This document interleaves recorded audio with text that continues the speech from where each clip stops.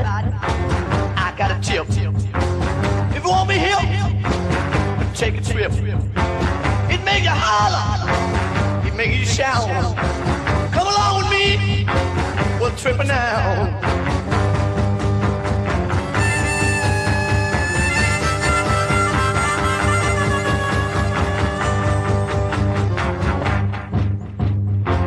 Now listen, girls, and listen, boys. These little things, they ain't no toys. They are for real, know what I mean. They make you holler, they make you shout. Come on, baby, we'll trip on out.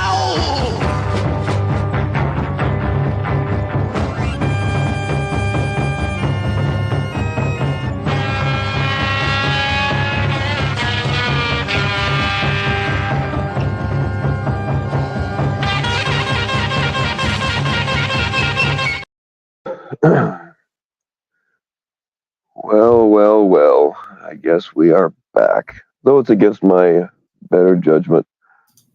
How are you doing, Sam? Good. Can you hear me okay? Yeah, you sound good.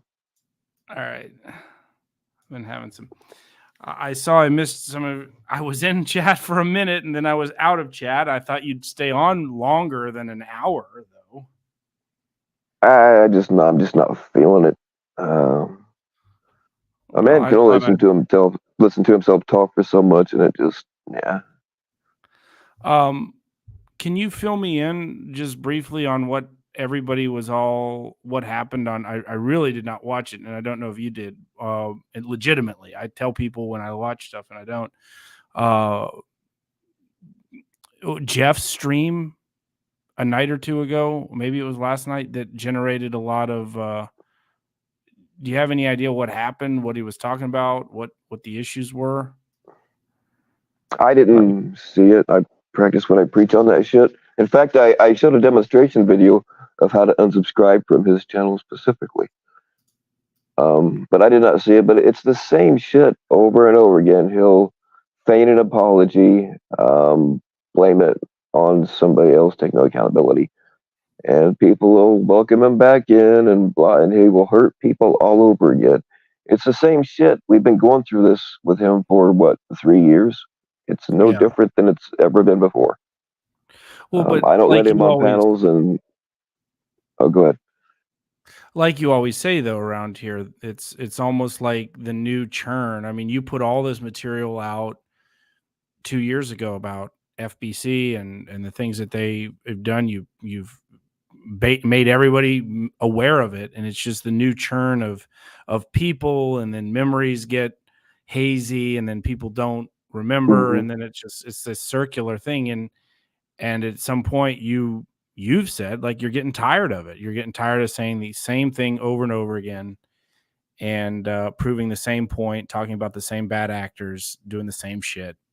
And I think that people want you to prove yourself. It's not on you to prove anything to anyone. And this idea where we all have to submit when we are questioned, and there's people that don't ever answer any questions. And when you start asking questions, they say, I don't answer questions. And, no one particularly comes to mind, FTK, that if things get dicey and, people can ask me, I mean, I probably submitted to, I'd say I'd answered about 1,000 questions from the Florida fiasco, debacle, or just normal predator catching trip with a situation that arose with people that liked attention, and me included. I'm not gonna totally toss Ray under the bus, just mostly under the bus, where I'm answering questions of people, like, and you saw me out there on the front lines of being back in May and June when people thought they deserved answers. And I made a mistake, maybe, that like these catches were the community. No, these catches were to expose bad actors and bad people and to hopefully get them prosecuted whatever way that would be, and if possible. It was not to deliver catches to a community of toxic, backstabbing, lying degenerates that would reverse everything and lie about you and smear you and your name. And then I'm coming before like the Sanhedrin, answering all of these questions and being prosecuted for them. And I just find it ironic that when it's my turn to question and it's my turn to get answers after answering so many other people's questions and being, having the recorder on my every movement by TBS, after everything I've said, after 20 people gang up on me and ask me questions that they didn't deserve answers to, that they weren't entitled to. They're not donors.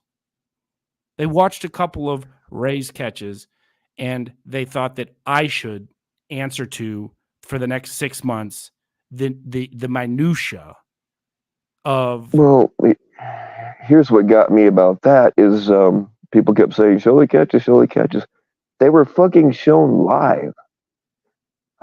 It's not like you said, yeah, we did some catches and they never happened. Yeah. They were there to be seen, And So yeah, I'm sorry, go ahead. Yeah, exactly. And if they had the opportunity to watch them, it's obvious that Ray's position was, if his live stream is where these, that's where it happens for him, and that's what Ray's catching career included, was live stream the catches and then take them down or private them or whatever. And so, did I have another camera there that I was doing things about, which we're going to be putting out? And I put one clip up a month ago. But we have a lot more behind the scenes that are really fascinating about the catching, the procedures going into catching, and how the decoys interacted with the team that was there. And there was so much missed because people were absolutely obsessed with Ed and everything that had come out, which was not everything that had come out. 1 5-minute, highly doctored, highly edited music, and totally, the PCD video was totally an emotional pulling on people's and manipulating people's emotions. And so that 5-minute video drop that upended this trip and the aftermath of the trip.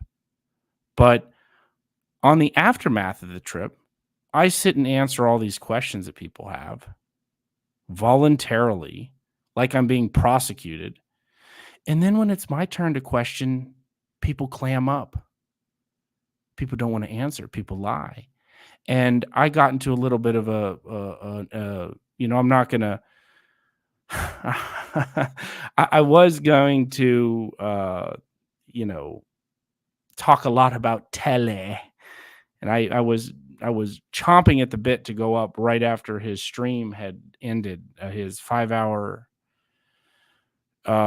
booby revelations and all of that. And I decided not to, partly because he had responded with some basic, he had blocked me a few times. And it was like, I was just popping in a few comments that were a little bit trolling and couldn't handle it. And that's fine. I mean, it's just what happened today. Telly was one of my principal prosecutors demanding answers of me. And yet when he starts talking about some of the behind the scenes bullshit that he's been involved with, is he going to answer my questions, Bill? Is he going to answer your questions? I mean, he always wants to ask questions of people. you and me in particular, but in general. He hardly ever did it with Nunya and company. And now that he has woken up, he's woke, and he realizes what the kind of bullshit that and the games that they play and the deflections that they use and the lies and the dishonesty and the deception and the gaslighting. He finally woke up to it as quote unquote allegedly how smart he is. And don't try to ask him any questions because he ain't going to answer them. He fancies himself a good judge of character, but he's hooked up with Jason Casey. There's going to be so much shit that comes out about that guy. And I'm look, I'm not here to. I understand that you and Jason are at odds, and I certainly have am your I'm close to you. I don't dislike Jason. I do dislike the fact that someone's trying to interfere with someone's right to own guns and bear arms. We have enough problems with the government trying to take everybody's guns, much less private citizens trying to take each other's guns. And I don't think that that's wise at all. I don't like that. That's bullshit. Stay away from people's law-abiding people's right to own guns. And if you want to take someone's guns who's on drugs, go after Hunter Biden. Don't go after people that are responsible gun owners. And I don't know what specifically, is going to be coming out on Jason. And I don't. I wish him well. JT and him had a good time when they were in Colorado, and I know that he's always treated me fairly. He's been cordial to me, I would say, but he hasn't been cordial to you. And good con men are. And he hasn't been cordial to you, and he's actually been pretty vicious to you.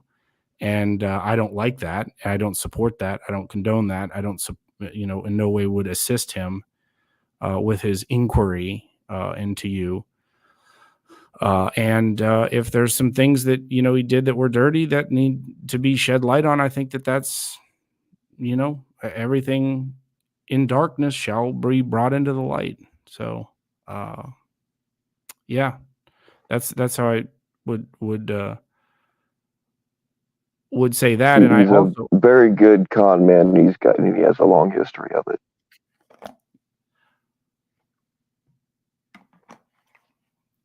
And I also told him that Nunya was going to burn him, and she did. I told him, I had seen I had heard a lot of the voice, the wire that I sent him into that Buffalo Wild Wings to wear. I, of course, got the transmissions, minutes after. And I just didn't, they were hard to hear. You would need some type of editing to hear them better. I didn't think that there were any true bombshells from what I heard, other than the missing hour that I have, that I'm going to hold on to. Thank you, Jason. Money well spent, that missing hour.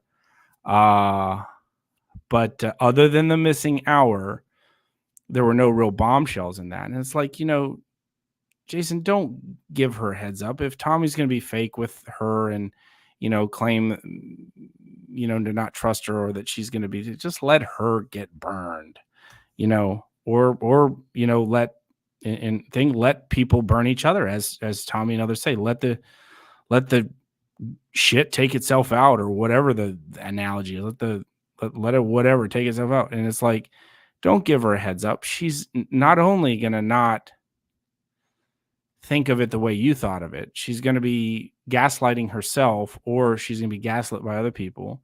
She's going to say that there was actually nothing there, and that Tommy was actually not bad-mouthing her. And then she's going to flame you. And she did exactly that to him. And so I gave him all this advice, and I'm like, Jason, come on. Don't give her shit. Don't give her shit.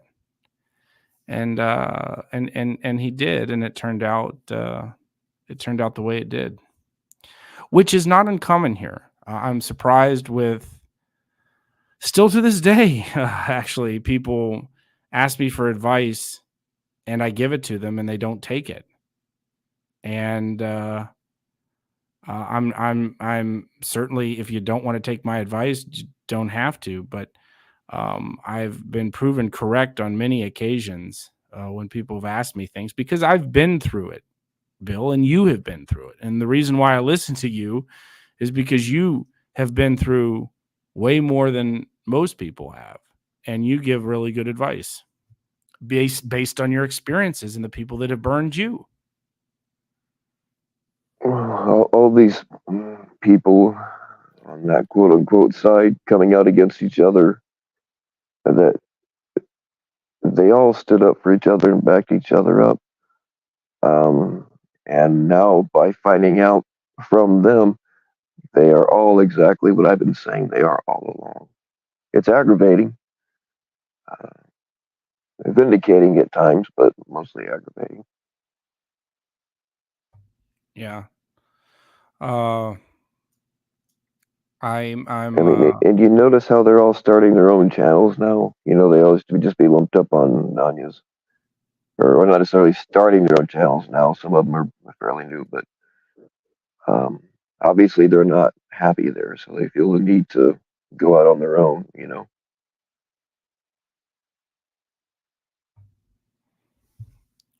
Yeah, and I think that and this is what I got into, like a perfect example of this was I think he mentioned it sort of, but I knew that it was like, if you are someone like Cap, right? And you spend a year of your life dragging another dude on the internet that you don't know, even though the year prior you sat on his panel sucking his dick. And then you spend a year sucking some dude's dick as his right-hand panel gatekeeper, trying to control his channel. Then you spend the next year of your life dragging that same dude that you sat sucking his dick, trying to control his channel, trying to clout off of his channel by dragging him with a bunch of weirdo streams. Go to Cap's channel now. See if any of those old videos, his big time 250 plus live views at one time, are still there. No, they're not. Because it was fucking weird. It was weird from the jump. And everybody in those chats making a bunch of going back and reflecting on their life, that's what they spent doing. That's what they got entertainment from. And so Cap also has, actually, surprisingly, I think, like, real life friends. And he's got a skateboarding shit that he does, and he does some other stuff, and he puts it on there. And they get wind of it, and they go look into his channel, and they say, "What the fuck, dude? You're fucking weird, bro. Like, what the fuck is this other shit? Like, you're running like you're a kingpin, dragging another dude from another part of the country who's stranger to you, but who you did know, I guess, for a while and were a part of, and then you're dragging him, and that's how that's what you want me to watch, like, dude, bro." And so he rips all of them down. That's why you won't see anymore. You hardly ever see a Cap stream anymore. You hardly ever see, you don't see anything on his channel. It's all disappeared, like he wants us to forget about it. A fucking snake and a weirdo. And he can sit and try to make all these, smear campaigns on me and everything else, and whoever his smear of the day is, because he changes like the wind, because he's a pussy. He never will have true friends. And I think the boys saw that, and they realized that. But he voluntarily moved out of there. They didn't kick him out, like they kicked out Ray. The boys let him voluntarily server himself by removing himself. So one I guess thing is that he removed himself from Ray's Discord, the boys, before it got hot and heavy in there. But yeah, I mean, you spent that time doing that. Like, what'd you accomplish in your life? That's what you did. And I think that any future, it's sad to see poor Jilly. I don't know if you've heard this. Jilly has ghosted him completely.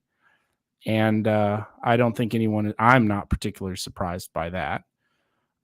Because why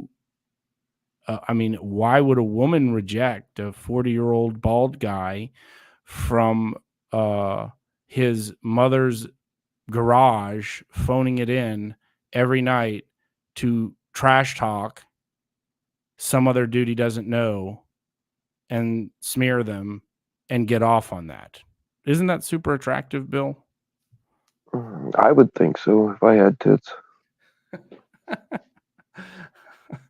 Well, maybe maybe we can get you a pair to add to your collection. No. To add to your collection of naughty your ball gags and naughty equipment. But anyway, I wanted to come up to talk about a quick case that's out there, a big case, really from Florida. And I wanted to get your insight into it. And I see that you posted it. So super interesting. And I'm going to pull up. I don't know if I can share, if you can let me share. Yeah. Let me share. Yeah. Okay. So I've followed this story of this teacher for quite some time now. And I'm going to pull up. And then this gets a component into your line of work, which I'm really curious about. So originally, I'm going to pull up the charges, and this can get I'm going to try to avoid the graphic portion of this. Nothing's coming up for me yet. No, not yet. I haven't pulled it up yet. Give me 1 second here. Okay. Let me know when you do. I'll click it. All right. And I'm going to bring some of the bonding in here too, Bill, because I think that's interesting and relevant to this particular case, indeed. He was out by a bail bondsman then. So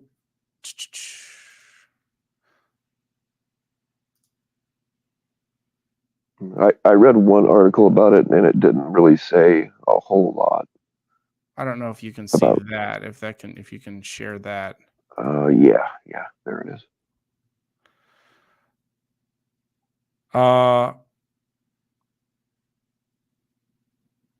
Okay. So this is a case in Lee County, Florida. And the perpetrator was a predator named Thomas Dean.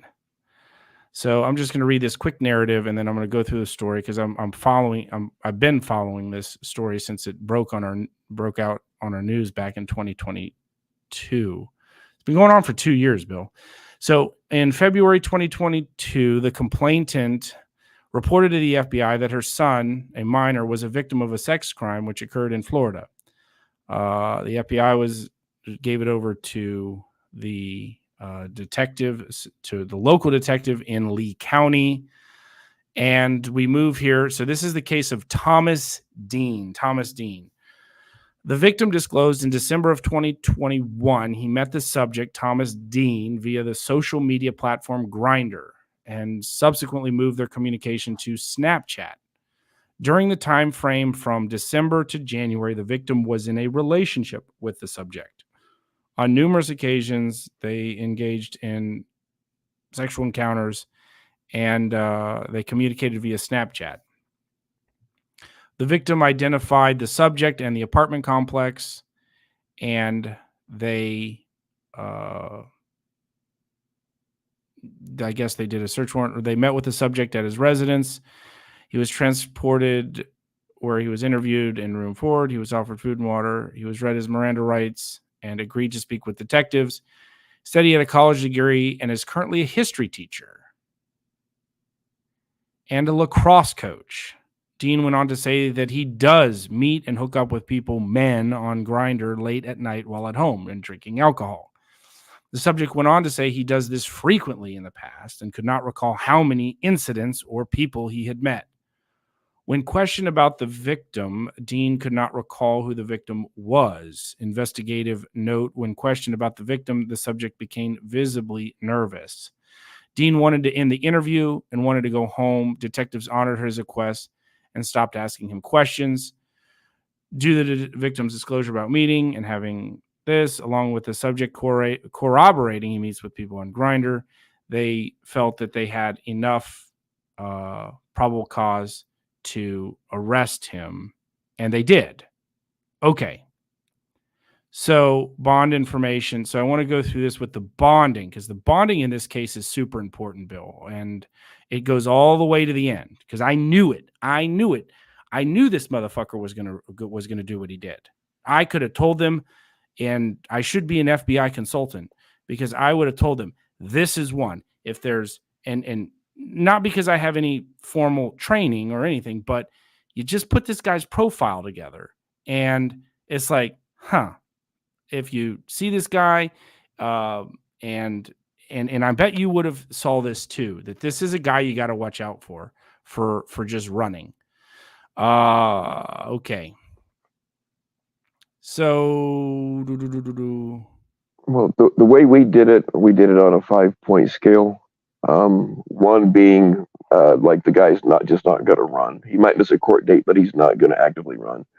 And then it was graduated there to, like, if you get to a 5, then you're going to be storming boats out of helicopter. Not really, but number 5 means, yeah, this guy is going to take off, and most places won't even give him a bond then. So he had a. Let me pull up the bond. Okay. So he has this is a big one. I'm going to pull these 2 documents up, and you tell me what I'm looking at if I can. And I know this is Florida, and you're not necessarily an expert with Florida, but I'm sure you can tell us what so this is a standard. This is a copy of one of his bonds. He was charged with 2 counts of lewd lascivious. And you should see one of them there.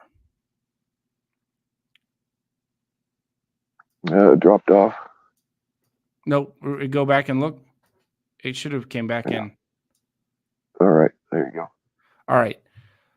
What are we looking at here? This is just in a bond, and it's backed by a insurance company, I guess. So they set his bond at $100,000. He puts, someone has to pay $10,000, and they do this twice. Yeah. So they issue 2 of these, in fact. So he's got 2 $100,000 bonds, and someone looks like down here. Do you see this? 10 grand. Someone gave someone 10 grand. Yeah, they call it the cosigner. The person that needs the bond is called the principal, and whoever is putting up the money, or like a bond that big, even if it is that person's money, they're still going to have a cosigner that's responsible for them. Okay. So this is this Opperman was the bondsman, takes that 10,000, pockets it, goes and issues a bond to the court, and goes and issues what to the court, saying, I'm his bondsman. I'm on the hook for $100 grand if he flees, essentially. Right. Okay. So the next part of this case is a month later. They go through his devices. And let me get this. He actually gets out on bond. So he files these bonds. He's out on bond. And let's see what this is.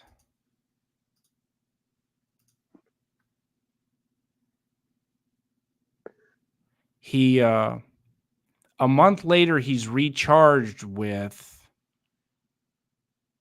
a number of CP charges, CSAM, on his 1 month later.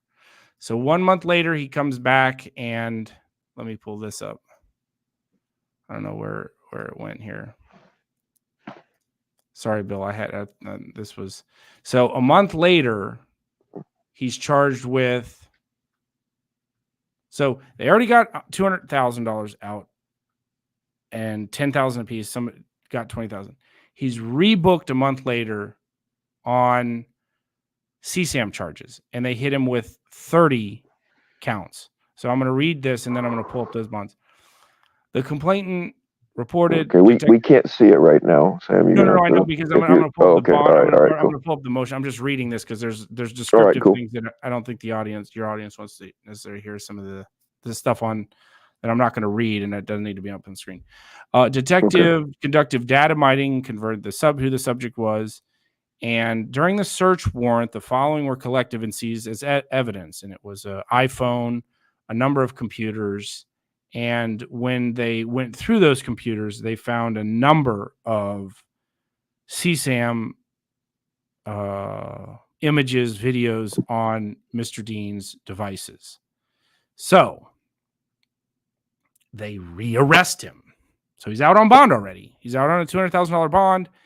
They rearrest him, not for a new crime. The crime was not committed between the time he was released on bond and the new arrest. The new arrest was for prior conduct. So I guess. Right. So they probably had time to search his phone in the meantime and found some more stuff. Yes, but he was entitled to a brand new bond. And they hit him this time with, I'm going to pull this up, the notice of reduction of his bond. So I'll show you what this attorney had requested, because they had then requested a $30,000 bond per count for, I believe it was 32 charges of CSAM. So I'm pulling this up now. And if you can see this will give a detail of it by his defense counsel. This is defense counsel motioning to reduce on the second case. You see that? Yeah. So he was arrested. It's really small for me because I'm on a phone, but all right. Well, I'm going to zoom in even more. Let me see if that makes it bigger for people. I don't know if that's any better, but April 2022 is when he's originally arrested, charged with 2 counts. He makes his bonds of $100,000 per count. He's rearrested a month later on 14 counts of possession of CP. Each count was enhanced from 3rd to 2nd degree felonies because in the state of Florida, if you have more than 10 images, it's an automatically increased. And his bond was set at $30,000 per count for a total of $420,000, which means he would be a total of. Now, did that other bond get revoked? Like, defendant is unable to post $620,000 in bond and does not have collateral to do so. The defendant has never been arrested before. Defendant is incarcerated and therefore is unemployed.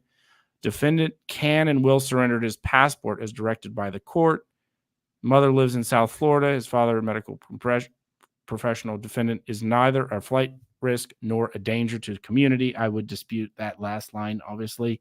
But I don't know if his last bond of $200,000, if he has to redo it, but he's got to put up, according to this, right, Bill, he would have to put up, someone's got to pay, if his bonds total $420,000, he's got to put up $42,000 to pay for the premium on the bond. Right. So that's $42,000 in addition to the $20,000 someone himself or somebody else already put up. Okay. If I was that bondsman, I would have revoked his, especially a big bond like that. The thing is people say, well, that guy was such a flight risk. Why would you even sign a bond for him? The company that I work for, we specialized in high risk flights, so we would write bonds that a lot of other companies wouldn't. And when you're looking at $10,000 going into your pocket, I have walked away from it. I've written a bunch of $100,000 bonds. It's hard to walk away from that. Yeah. So you just gotta have to use a big part of what doesn't get shown in the paperwork is when you're looking the guy in the eyeball, you gotta go with your gut feelings a lot. Yeah. So you deal a lot with emotion as well as paperwork. So his attorney is saying, hey, can't do $420,000 bond, can't do $42,000. Well, what do you know? He bonds out. Let's see.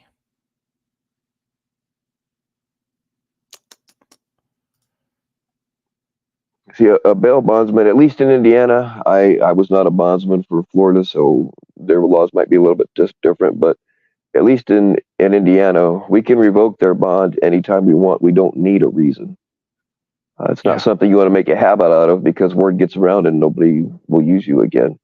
So get this. And they reduce his bond from $30,000 to $5,000 per count. So now he's got, instead of having to post $420,000, he now has to post $70,000 or $7,000. And mind you, he's already out on bond on the first case.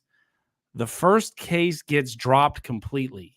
The victim in that case, I presume, or their family didn't want to move forward. So that bond gets returned, I guess, and dismissed, or, whatever call when there's no more case. It gets, bond is removed or whatever. And you're not liable for it because there's no more case. So they remove his bond from 30 grand times 14 to 5 grand times 14. Okay, somebody writes it. Who got into it this time? Well, it was him again. It was Opperman yet again. Opperman, his bond agent, writes it again. So he's out on $70,000 bond on this new case. So, and you can see here where he's writing all of these bonds. I don't know if you can see that screen now because I can't see things, but these are all bonds, copy of surety bond file. Okay.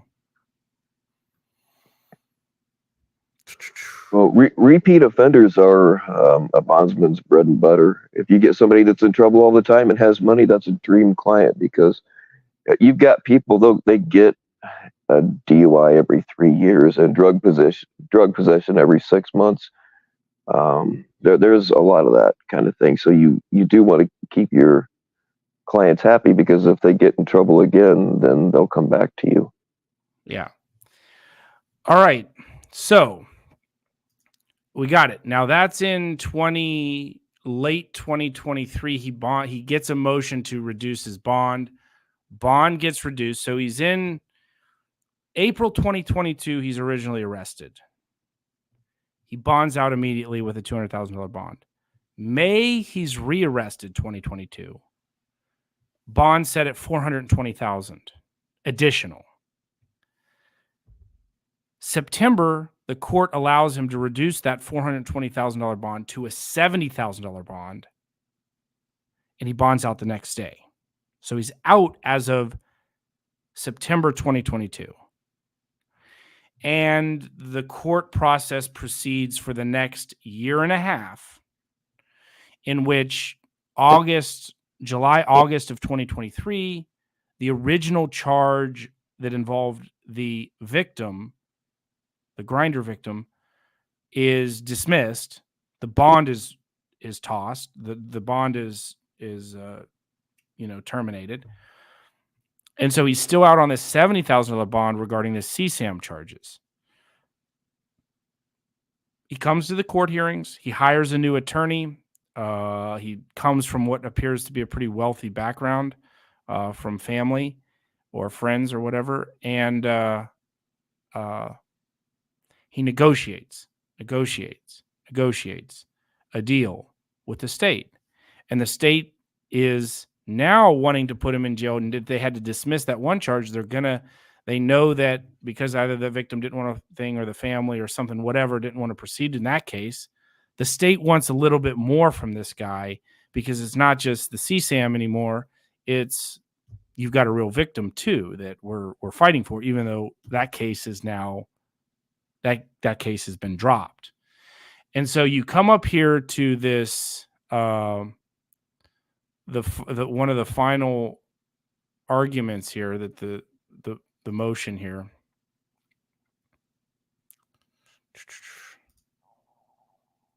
I just want to I'm trying to walk your viewers through why someone might skip potentially, and why and how you can recognize it potentially.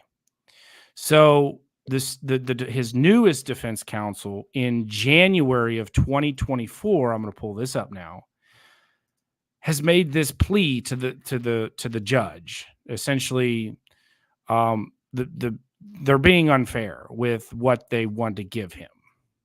So let's pull this up.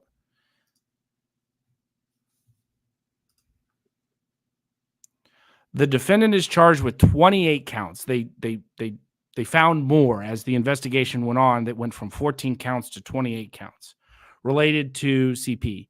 His minimum score pursuant to the Criminal Punishment Code is approximately 30 years in prison with a maximum potential sentence that well exceeds his life expectancy. That's why he ran. By the way, he is out on bond, right? And he's on GPS monitor. He's on pretrial supervision. I don't know how that relates to the bonding guy that's bonded him out. Like, did they play a role in his GPS, or is that all run by the sheriff that monitors him pre-trial? It could be both. We can put them on. My company didn't put them on GPS. Sometimes if they were kind of sketchy, we would give them a beeper. And if they didn't call us back within 5 minutes from a landline, then we canceled their bond and went after them. Yeah. They would have to use a landline so that we would know really where they're calling from. Right. That's good. Landlines are getting harder to find now, but like my best friend from high school, he got arrested for attempted voluntary manslaughter because he caught his wife cheating, and he went into a bar where his wife and her new boyfriend were at. They got into a fight, and my friend actually shot this guy. It didn't kill him, but he had there's surety bond, there's cash bond, and there's property bond, and he had all three. He had to have a bondsman, surety bond, which was me. And then he had a $5,000. He had, I think, $100,000 through me, a $5,000 cash bond where they had to bring the cash to the county, and then a property bond where his dad had to put up his house where he lived. So he had all three kinds of bonds on him, and he had check-in. He had to check in with us. He had to check in with the county in person. He had to go in there every day, and they had to actually see him.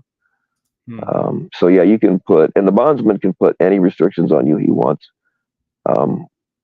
If the person was like say a level 3 or higher flight risk, we would put extra restrictions on them, so we better know where they were at. We didn't usually fuck with people otherwise. I would joke, but I'd say, hey, yeah, you got to mow my yard every Friday too, and which you could legally, you could have them do that. But that's bullshit because word gets around and nobody's gonna, and it's just bullshit. So we didn't do it. Yeah. But you have authority. You have basically any condition you can put on, reasonable, I guess. Any condition you can put on them. Like, for instance, your rule that if you don't call me back within 5 minutes from a landline, I'm revoking your bond and coming after you. Yeah. That's your rule. Yeah, we don't even need a reason to revoke their bond. We can just do it. It's not something you want to make a habit out of, because a bondsman's business is very much by word of mouth. And if you start pulling that kind of bullshit, then word will get around, and you're going to lose business that way.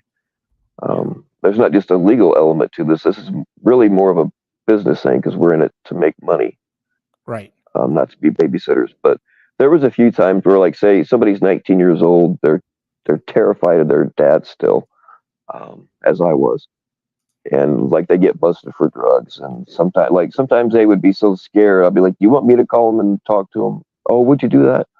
And a few times I ordered people into rehab.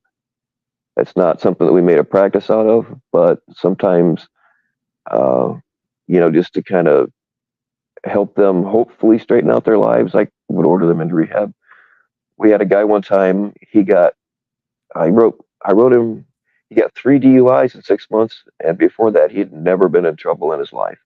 Huh. He was going through a nasty divorce and drinking a lot and developing a problem. And I said, dude, I can order you into rehab. Um, but if you fuck this up, I will put you back in jail. And he's like, would you do that? Because I need somebody. So I ordered him into rehab, and I don't know whatever happened to him, but through the time I was watching him, he got clean. You know what I mean? And it was no skin off of my back, Yeah. But yeah, we can make them do pretty much whatever we want. All right. This is one of his cases that he was news related to. So I'm going to bring in the news now here too. Myers teacher in court this Can you hear morning that? on child pornography Yeah. charges. Yeah, Fox 4's Alexandra Rangel is live at the Lee County Courthouse right now. Alexandra, some new charges have been added in this case, right? When court starts in 2.5 hours, Thomas Dean will be arraigned on more than a dozen new charges. A couple of weeks ago, the state attorney added 14 additional child pornography charges, bringing the total to 28. The former Canterbury school teacher was first arrested in April on charges of lewd behavior on a minor. Investigators say he attacked a boy he met on a dating app. During the course of that investigation, deputies say they found the child pornography on his phone and several laptops. Dean is still in Lee County Jail right now. The former teacher and coach has a bond of more than $600,000. He filed paperwork 2 weeks ago to get that lowered. We'll see if the judge rules on that this morning. I'll be inside the courtroom and we'll bring you updates as they become available. So make sure to tune in online and on our Fox 4 app. For now, live in Fort Myers, Alexandra Rangel, Fox 4. Okay, so that was basically the one of the news elements to this case, and then I'm going to pull up. Let me pull this up. So that was obviously before he got the bond reduced. Then he gets the bond reduced, and where do we go here?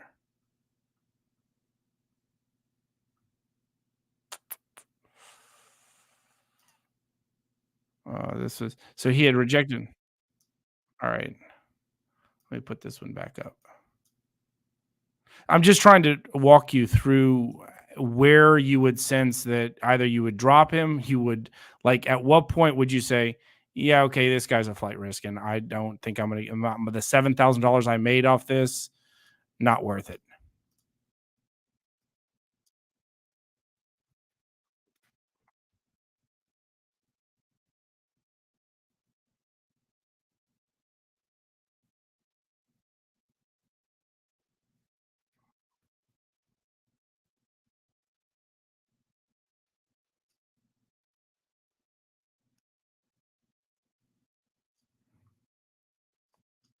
Oh, you had to re-put that up there. I thought you were watching it, Bill.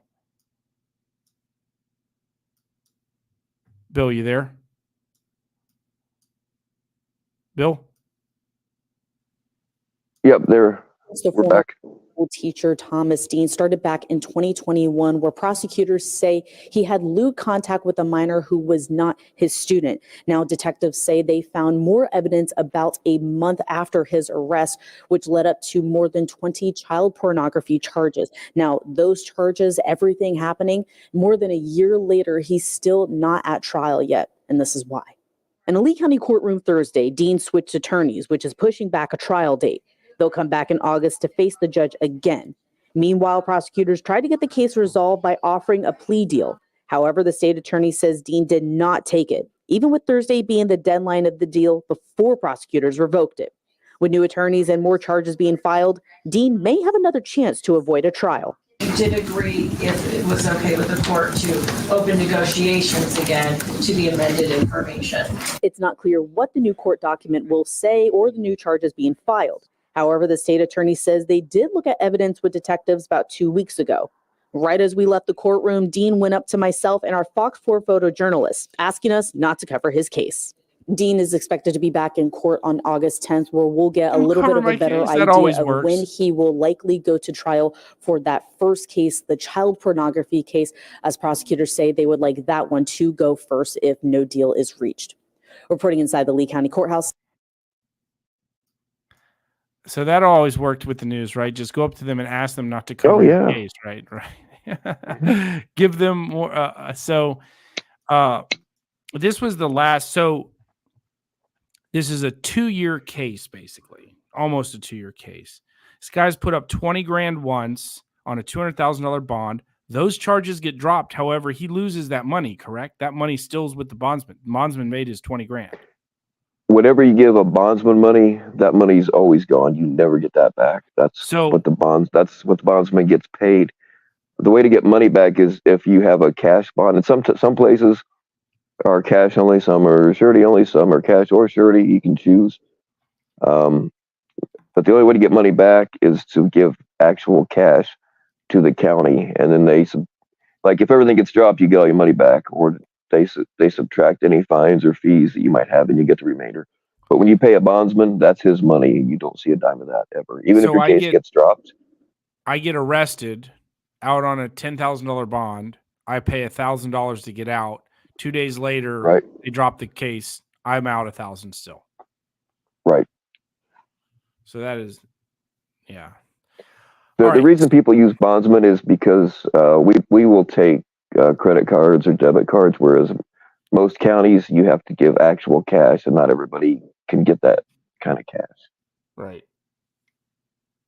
So this is January 2024. So there's no deal. That article that I just showed was from mid 2023 summer, where they're negotiating. They then drop the charge, the original charge, and they increase the number of counts on the CSAM charges. They negotiate. He changes attorneys. He's probably in $100,000, probably $150,000, probably in attorney fees. I would only imagine on a case like this. At the last court date, November 2023, the court granted the defense's motion to continue as one remaining deposition was outstanding and said was set for trial December 2023. Trial was set for January 3rd. The plea deadline was set for December 27th.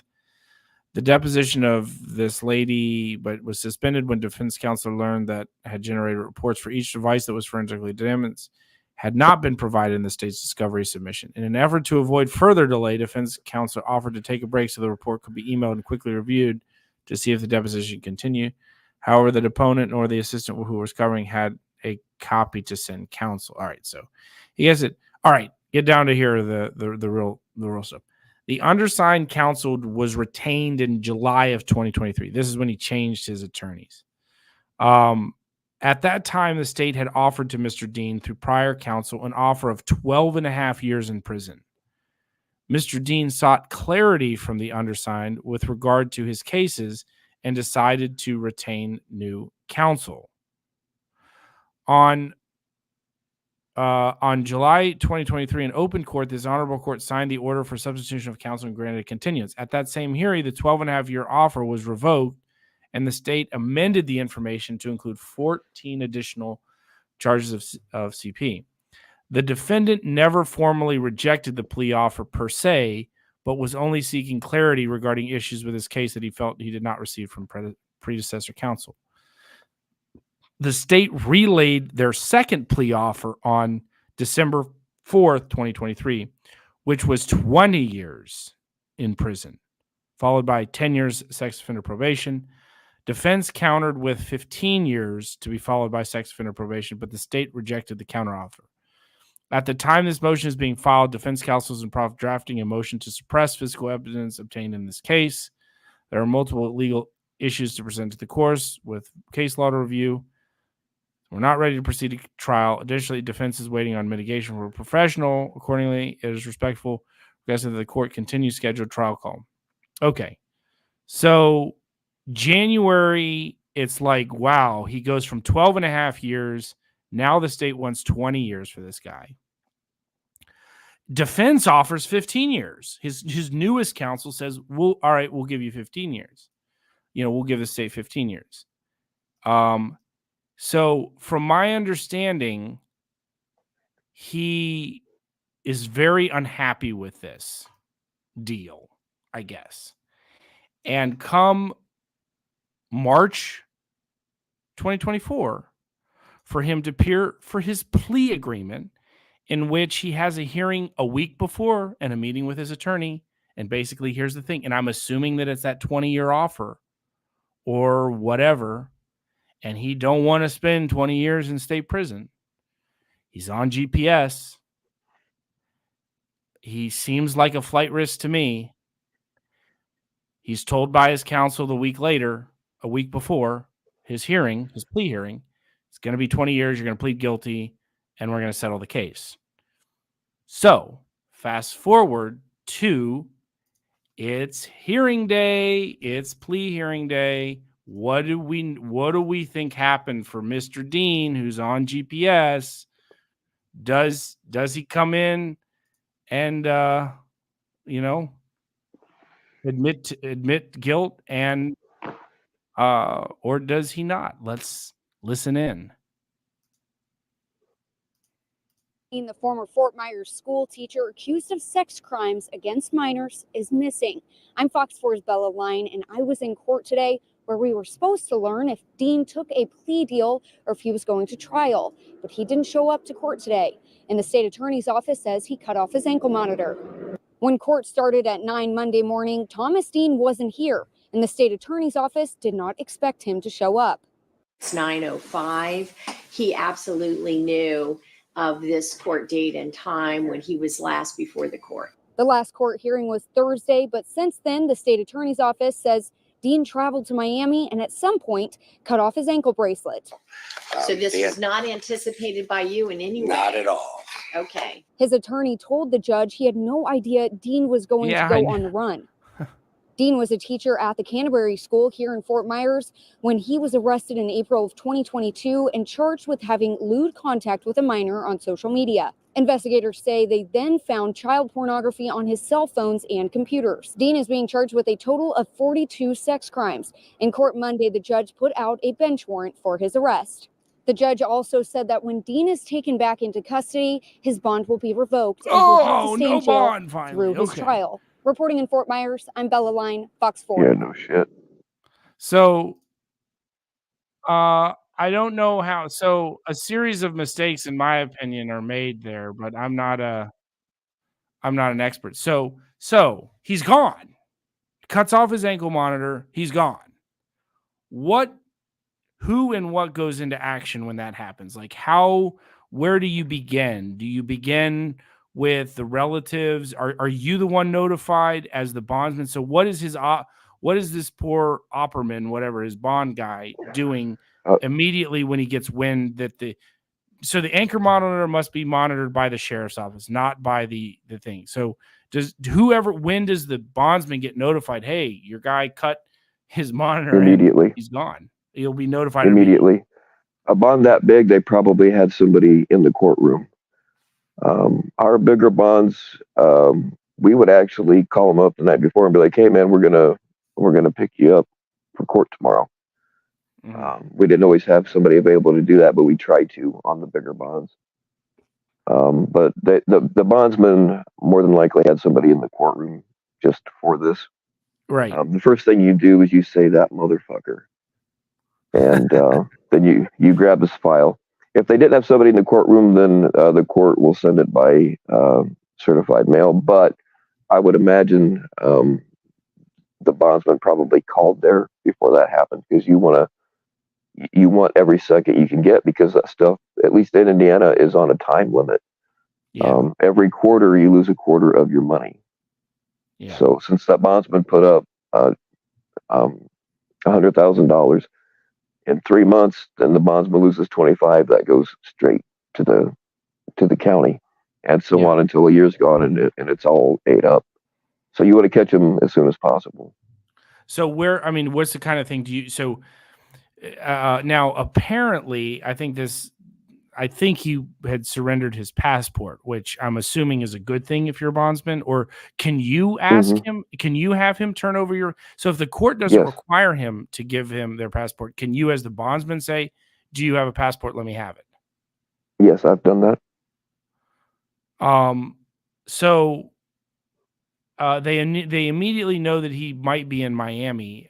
So I just take a trip to, like, I'm starting a skip tracing. Do you have skip tracing thing? Like, how are you plugged into if he charges a card, if he stops at a hotel, goes to a gas station? Because you don't have access to necessarily the things that law enforcement has access to. Like, yeah, we do. We don't have everything that law enforcement has, but most of the time, unless you have a county that's a real dick, most of the time they'll work with you. And we also had deals. See, cell phone companies or any phone company, they're not supposed to give, because we are not actually law enforcement. We are not sworn officers. Even though we have powers of arrest, the cell phone companies are not supposed to give. Man, I hope I'm not giving away too much of a trade secret here, but cell phone companies are not supposed to give us information. But the industry was real good. Yeah, the industry was real good about developing resources. You know what I mean, like paying somebody off that works for the phone company. Yeah. And then I had a list of those kinds of names when I sold my fugitive recovery business. Most of the money that they gave me was for that list, because that list of names. There's those kinds of resources on there. There are like if somebody runs away to Mexico, you have no authority in Mexico. You try it in Mexico, and you're going to wind up in a Mexican prison. But we had a list of names that would actually go and grab the people, bring them to the border in the middle of the desert, and shove them across the border to you. Things like that. Same thing like with Illinois and Kentucky. They don't have Illinois and Kentucky, and I don't know how they have these laws, because we are supposed to be federally protected under federal law. Taylor versus Taylor. You can look that up. It's real short. But Illinois and Kentucky, they have laws against bounty hunters working there. Same kind of thing. If somebody was hiding there, if you wanted to go there yourself, you couldn't go in and arrest them and take them out of there. That's kidnapping. But what you can do is go into the local cops and say, "Hey, look, here I am. This guy is here. Would you go get him?" Sometimes they will. Sometimes they won't. If you want to put up this other thing that I said, this is Crime Stoppers put out a bounty, I guess, on him as well. Oh yeah. So they put out a bounty on him. Now, how did you work with these Crime Stopper type things? Like, did you get those leads, or did that go straight to law enforcement? Like that goes to the cops, but we have our Crime Stoppers goes to the cops. Mm-hmm. And see, here's another thing about people that skip bail is if you're planning on running, don't get a bondsman, because you're always going to have the cops after you. But if you also have a bondsman after you, that bondsman is way more motivated than the cops are, because he stands to lose a whole lot of money. So when you have a bail bondsman, you have an extra layer of people that are looking for you. And we can kind of get away with some things that cops can't. There's a civil rights thing, but when you skip bail, you sign some of your rights away. So it's a fine line. But yeah, we can get away with things that cops would be. We can take chances that a cop would be afraid to take. Yeah. So this is his picture. Do you see him up there now? So, are you surprised? What do you think about this new appearance? Was this a? No, it's the first thing they do is if they're usually clean shaven, they grow a beard. They're going to change their appearance, or try to. Oh yeah. They'll dye their hair. They'll start dressing ways that they wouldn't normally dress. If they're usually clean shaven, they'll grow a beard, or the other way around. So, what do you think about his job here? What do you think? He just dyed his hair and tried to grow out a beard, potentially? Yeah, he had longer hair before. He looked younger before. which he was, I guess. But yeah, and being on the run ages people pretty quickly too. Well, yeah, and you had said that basically they've got to be right all the time. You got to be right once, basically. That's the saying is the hunted has to get lucky every day. The hunter only has to get lucky once, and that's very true. But here's what the thing is that with the bond, I've never hear media give bond companies the credit when someone's arrested. It's always a sheriff got them or a U.S. Marshals got them, but you never know. Is it a lot of times that it's actually the bondsman that located them and gave the tip off and helped police locate him, essentially? Yeah. Oh yeah. See, a part of that though is like as long as the guy's in jail, I get paid, or I don't have to pay money, or I get as long as the guy's in jail, even if he's in jail somewhere else as a recovery agent. If I find out that he's in jail somewhere else, I still get my money, right? So I don't care who gets credit for it, really. Yeah. In fact, I would prefer to stay. That was a whole other thing I had with the fucking local news is they doxed me. That was the first time I ever got doxed, but I would prefer to not be seen. You know what I mean? Right. And sometimes, like if the cops helped us, whatever cop was there or did the most, I'd be like, you can take him and go ahead and take him in your car. That way, that cop's responsible for him on the ride and not me. And he can have the credit. I don't care. I don't need it. I'm getting paid either way. So, yeah. And then some jails, they don't have a. Remind me to tell you what a UFAP order is too. Some jails don't.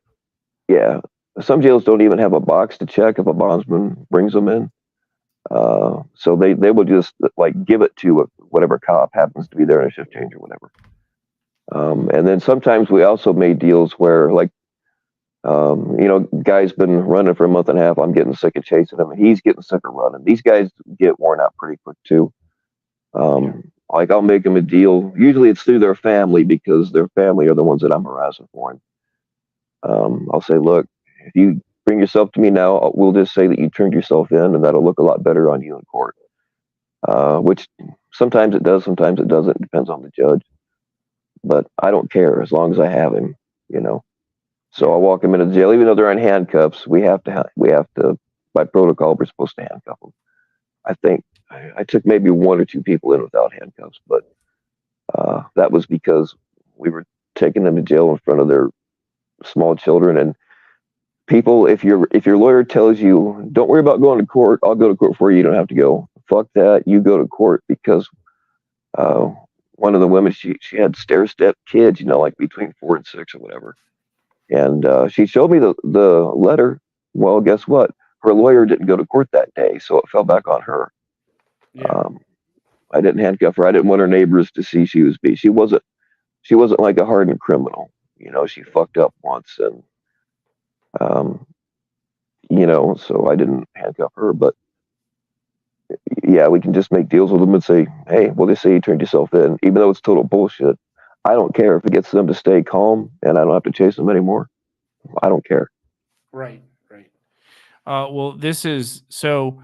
I'm curious. So how this went down? So they get some tip or a lead, and that very well could have been his bondsman working with law enforcement. Because when do the U.S. Marshals come involved? Because I always see the U.S. Marshals involved at some point. Did you ever work with, or I mean, you obviously probably you work with the Marshals a lot. No, I wouldn't say a lot, but yeah, I worked with the Marshals. They were really cool to work with. I worked with the Texas Rangers. The Marshals come in if the guy crosses state lines. That's usually when the Marshals will come in. We can get a hold of them and say, hey, the Marshals and the Texas Rangers were awesome to work with. We had a guy from Indiana that ran to Texas. We got pretty lucky there because when he abandoned, he lived in a trailer. When he abandoned his trailer, he just left everything. So I went and talked to the manager, and of course the manager was pissed because the guy owed the manager money. So he let us in, and we found his old phone bills and found out that he'd been calling this one number in Texas an awful lot. And so we're like, well, he's probably there. Right. And we called the Texas Rangers, and I said, hey, here's the situation. I'll fax you everything. And that was the first time I'd ever called them. And I'm like, I'm never going to hear from these guys again. But 4 hours later, they called and they're like, "Hey, we got him. Do you want to come and pick him up, or you want us to put him on the bus?" I'm like, I can put him on the bus. Yeah. So they were cool to work with. The FBI, I will never work with the FBI again, man. We were supposed to meet and exchange information. I gave them everything I had, and they gave you nothing. like I could tell that they had way more information, but they just handed me the skimpy little folder that was pretty much everything I already had anyway. And yeah, and that's another thing. The FBI is such a arrogant. I don't know how they have relationships with local law enforcement and stuff, like how they have good relationships. I mean, they just seem like a very arrogant, I am the law type, middle-aged white men, for the most part. But I am the law, and don't cross me, because I am the law and I can destroy your life. I mean, Cam just had it the other night where he's trying to report to the FBI through their tip line, and just totally uncooperative and totally ego and arrogant and just disgusting. And it's like, they'll investigate crimes that they want to, right? I mean, they'll haul off 1,000 alleged insurrectionists when they want to. They'll find you if you want to, but if you try to report to them a crime, and they don't want to investigate it, or they don't think that it's worthy of their attention, or it's not going to build their career up or whatever, you're just a peon, just a private citizen, fuck them. I mean, in their attitude, it's disgraceful. But I've always, my experience. I've known 2 U.S. Marshals, and just in the course of my, life, not being a fugitive, like not like running into them, but knowing them, and they've been very cool, down to earth, very, very good with people, and they seem to take their job. They loved what they did, and they seemingly worked well with people. Yeah, I had very, very positive experiences with U.S. Marshals. But now this is curious. He doesn't cross state lines, and U.S. Marshals are still involved. He is still in Miami. So let's dig into this final thing here. New details released of fugitive. And I do want to shout out Bryden. Bryden and his channel covered this case. I don't know if, Bryden, you covered the rearrest of Dean, but I think you covered the fugitive when he went on the run. Miami-Dade police. But anyway, if you did cover his rearrest, Dean, Bryden, I didn't see it, but great job. You covered this at least once, I know of, for sure. So thanks for what you do. Always enjoy your streams. Great stuff. You put together some good clips. Miami-Dade police have released details of the arrest. They caught him. They got him. And he ended up in Miami. He was still in Miami from a month ago. He never left. So they knew he was in Miami a month ago when he was on the run, and they descended there, I guess, and he was still there. Of a former teacher on the run accused of CP, Thomas Dean was arrested by Miami-Dade County Police on April 10th after being on the run for almost a month. According to investigators, Dean had cut off his ankle monitor and fled his home. With the help of Miami-Dade Police Department, the U.S. Marshals Service was surveilling Dean when they approached him in an unmarked Chevrolet as he rode a scooter. That's right, a scooter helped him on the run in the northern part of the county. In order to get Dean to stop, the police turned on their siren and got in front of Dean. After seeing the emergency lights, Dean then tried to go around the car near the sidewalk, causing him to brush against a fence and fall off his scooter. Miami-Dade police then arrested Dean. As he was taken into custody, Dean stated, "I didn't want to go to prison for life." Well, I guess that's a good reason to run. Dean was arrested back in February 2022 on charges of lewd and lascivious behavior on a victim under the age of 16, and a second charge on a victim, same charge. And then they also didn't mention the CP stuff. So my question, Bill, is what are the chances that his bondsman was involved in this capture? Very high. Okay, Very high. interesting. That bonds, Okay, so I promise you that bondsman was like, he didn't just leave it up to the cops.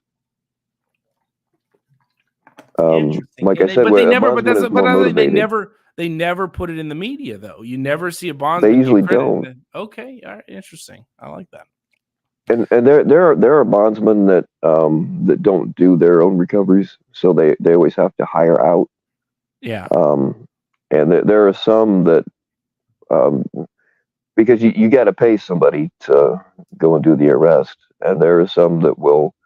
And being as wanted as this guy was for what he was wanted for, I guarantee you the cops jumped on it. So it's possible there was no bounty hunter involved. It's possible it was just the bondsman doing his legwork and doing his skip tracing and finding him. Which there's like, you always have a file on the guy. A bond that big, I'm going to find out who your best friend is. I'm going to find out, like, if a guy likes to play pool, he's not going to give that up. He won't go back to the same places and play pool, but he's still going to play pool. And if you can find out in a general area about where he's at and start staking out the pool halls, you might find him.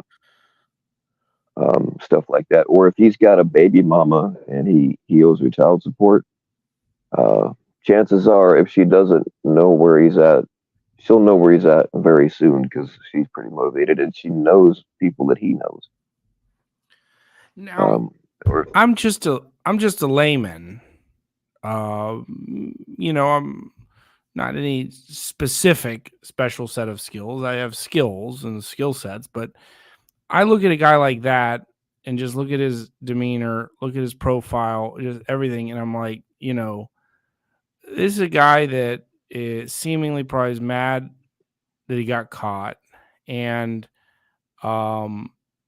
facing very serious charges. Didn't expect to get caught. Thought he could sliver through the system and talk his way around the system. And where did things go wrong here? Because he easily could have slipped through the cracks and gone out of the country or whatever. Who do you think makes the mistake here? And if anybody made the mistake. What do you mean as far as letting him out at all? The mistake being made that we expect our criminal defendants to show up to court, and if they don't, someone somewhere or something went wrong. Was the bond not high enough? Was the judge too lenient? Did the GPS monitor not thing? Was the bondsman too lackadaisical? Where, something went wrong here. It's like there was like in baseball, there was an error. An error occurred. What was attributed? What do you think would be the attribute? What do you attribute it to? Well, looking at that much time, I don't feel, especially because of the type of charges he had, I don't feel like he should have been given a bond at all. Right. And then he got busted for it. Like, they found more stuff on him, and they could have revoked him permanently then, but they didn't. They just gave him another bond. They gave him another bond, and then they reduced the bond. So then, is that really the fault of the courts, essentially? Yeah. Oh, yeah. It's like that's not the bondsman's fault. The bondsman doesn't have anything to do with what the bond is. They just go and make the assessment whether to bond him out or not, and then they take the money and ideally keep a close eye on him. Right.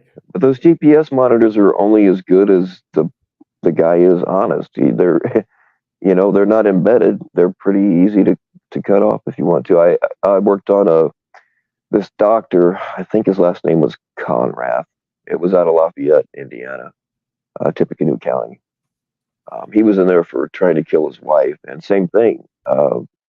He was wearing an ankle monitor, and he just cut it off and went after her again. He wasn't related to my bond company, but every bounty hunter in the state was looking for that guy. Like, he wasn't going to get away. The FBI was after him. The local cops were after him. State cops. Everybody was after him.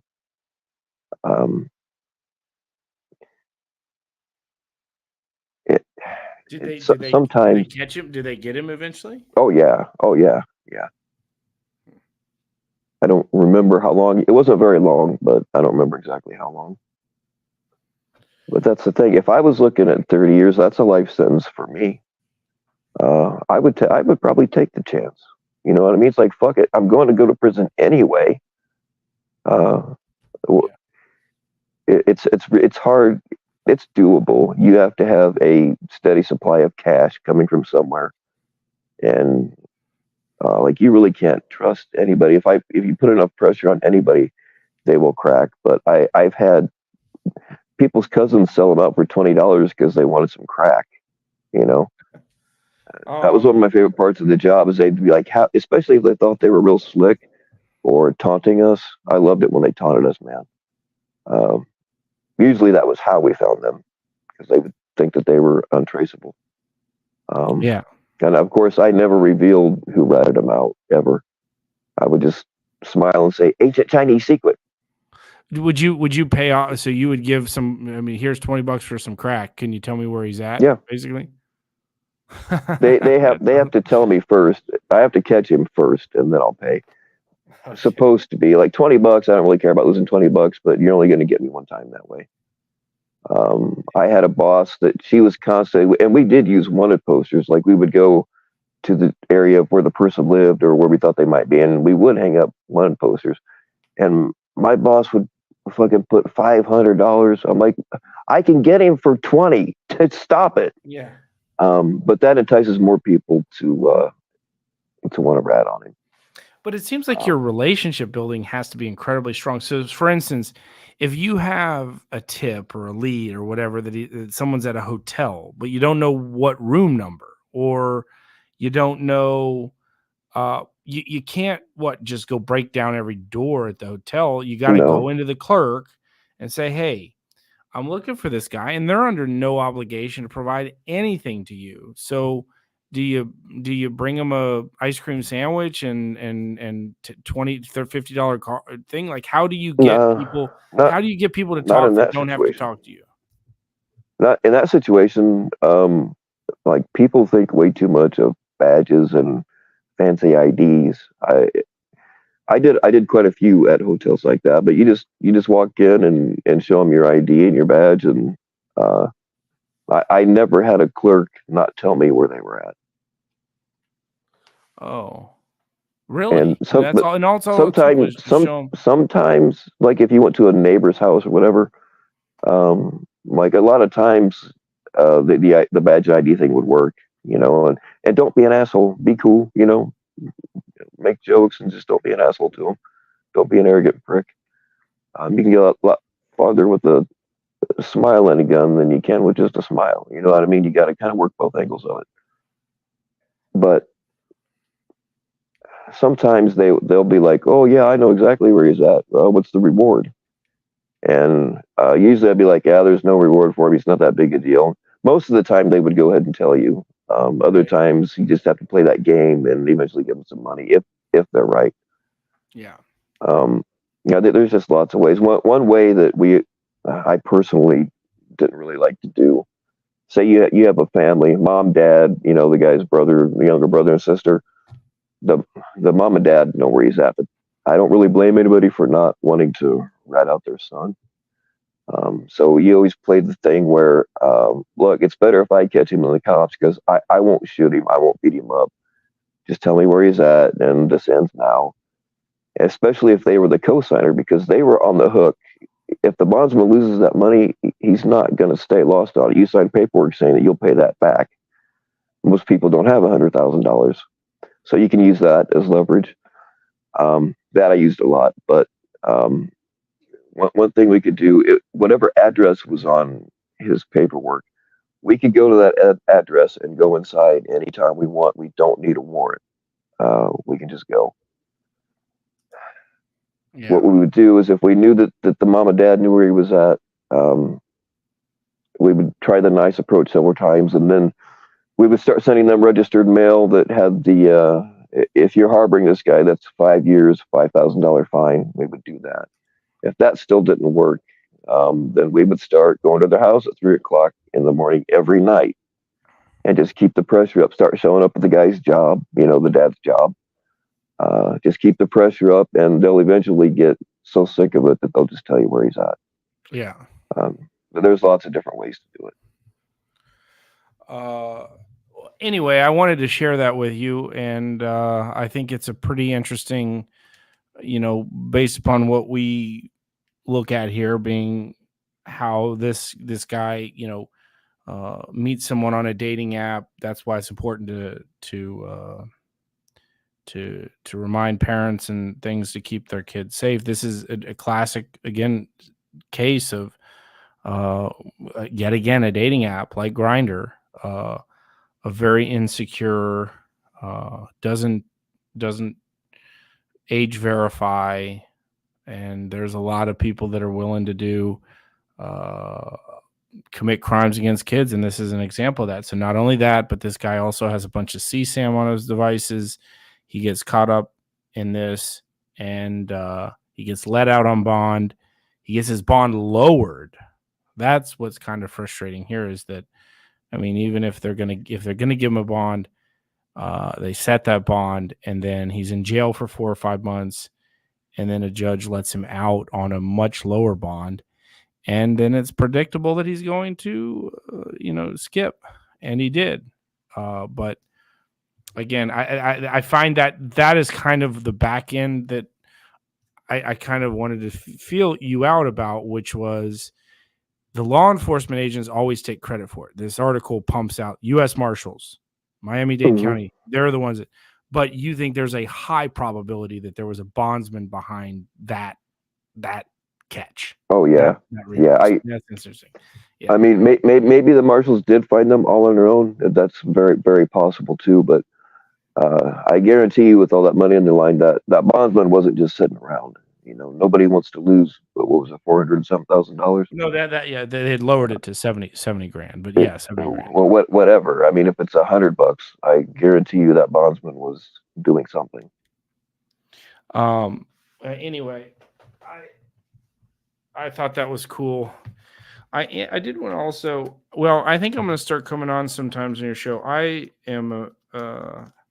get this magazine called Concealed Carry, and from the USCCA, great organization. Oh, are you a member? I am a member. It's a great organization. Nice. And they have a lot of self-defense stories that I think are fun to read. Well, not fun to read. They're tragic to read, that people would be charged with self-defense things. But I think I'm going to bring, because I know you're a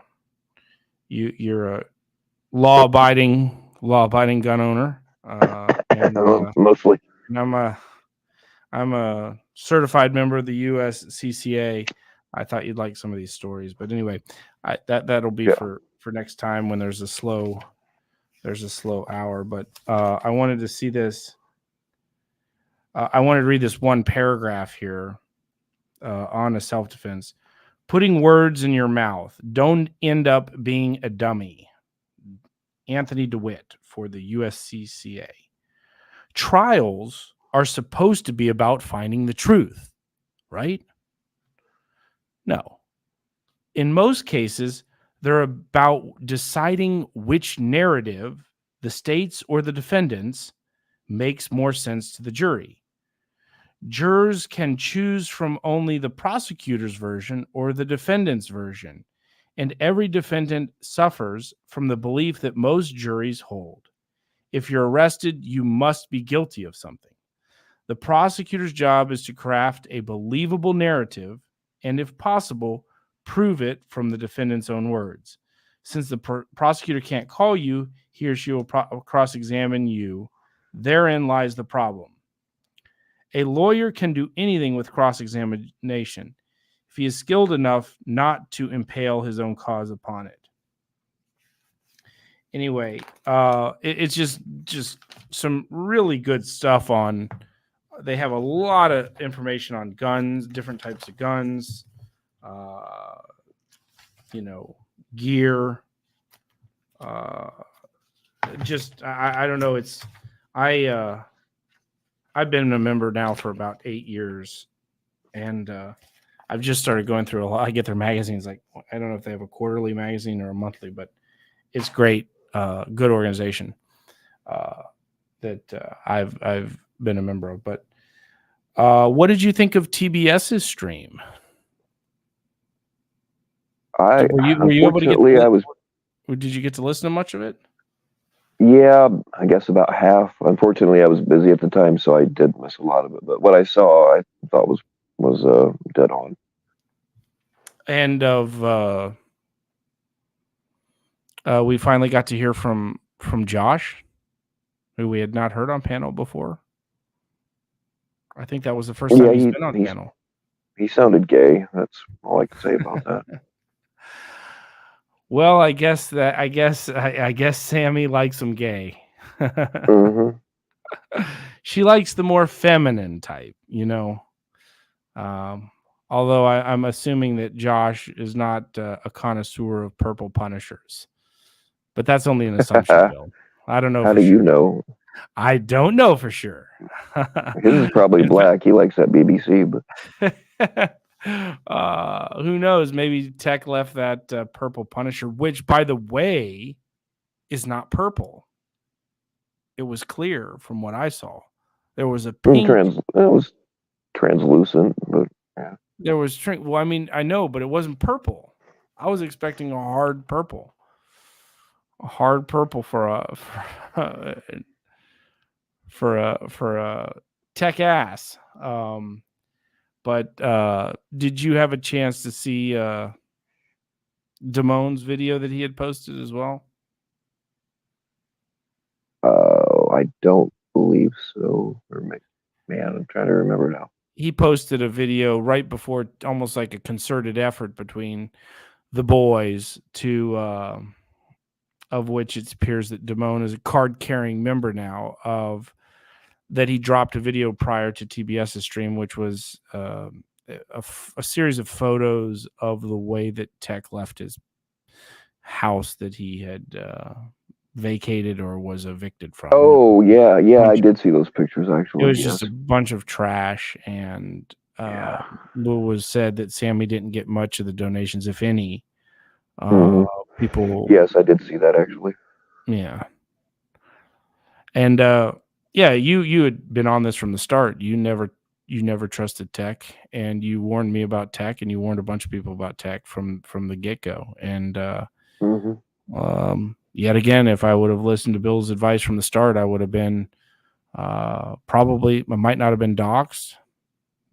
Maybe. I'm not saying that it was totally Tech, but I would have saved some money, or I would have given it directly to Sammy, and in a different way. And I would have never talked to the fucker, and I would have never engaged with him. But that was another situation. You know, there are times when I sit up here and be like, man, I know shit about this motherfucker, but I can't talk about it.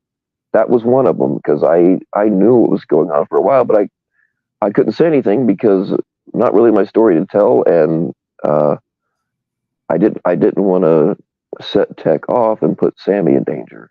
You know. Yeah. But I had a conversation with both of them. Unfortunately, it was both of them, you know, at the same time. So I knew that there was no straight answers being given. But there's not a whole lot you can do. Anything I do from here is just going to set him off, and he's going to take it out on her. But now that she's away from him, then, you know, don't have to worry about it as much. He still fucks with her, though. Oh, yeah. Well, any coward pussy would do that from behind the scenes. And I guess it's tough to be a man when you're ramming a huge dildo up your ass from the side of your shower wall. Right? Yeah.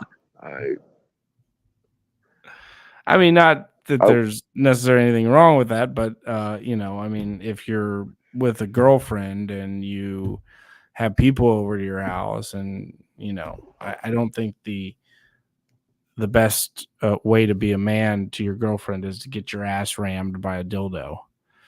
But yeah, you said there's nothing wrong with it. I can find a lot wrong with it, but just because somebody is ramming themselves in the ass with a dildo doesn't mean they're beating their old lady, you know? Correct. Very true. And I think that his abusiveness didn't really get a lot of wasn't a part of it, and I think that's good to protect Sammy and her relationship. But I think that that is a part of. He was very abusive, and he was very manipulative.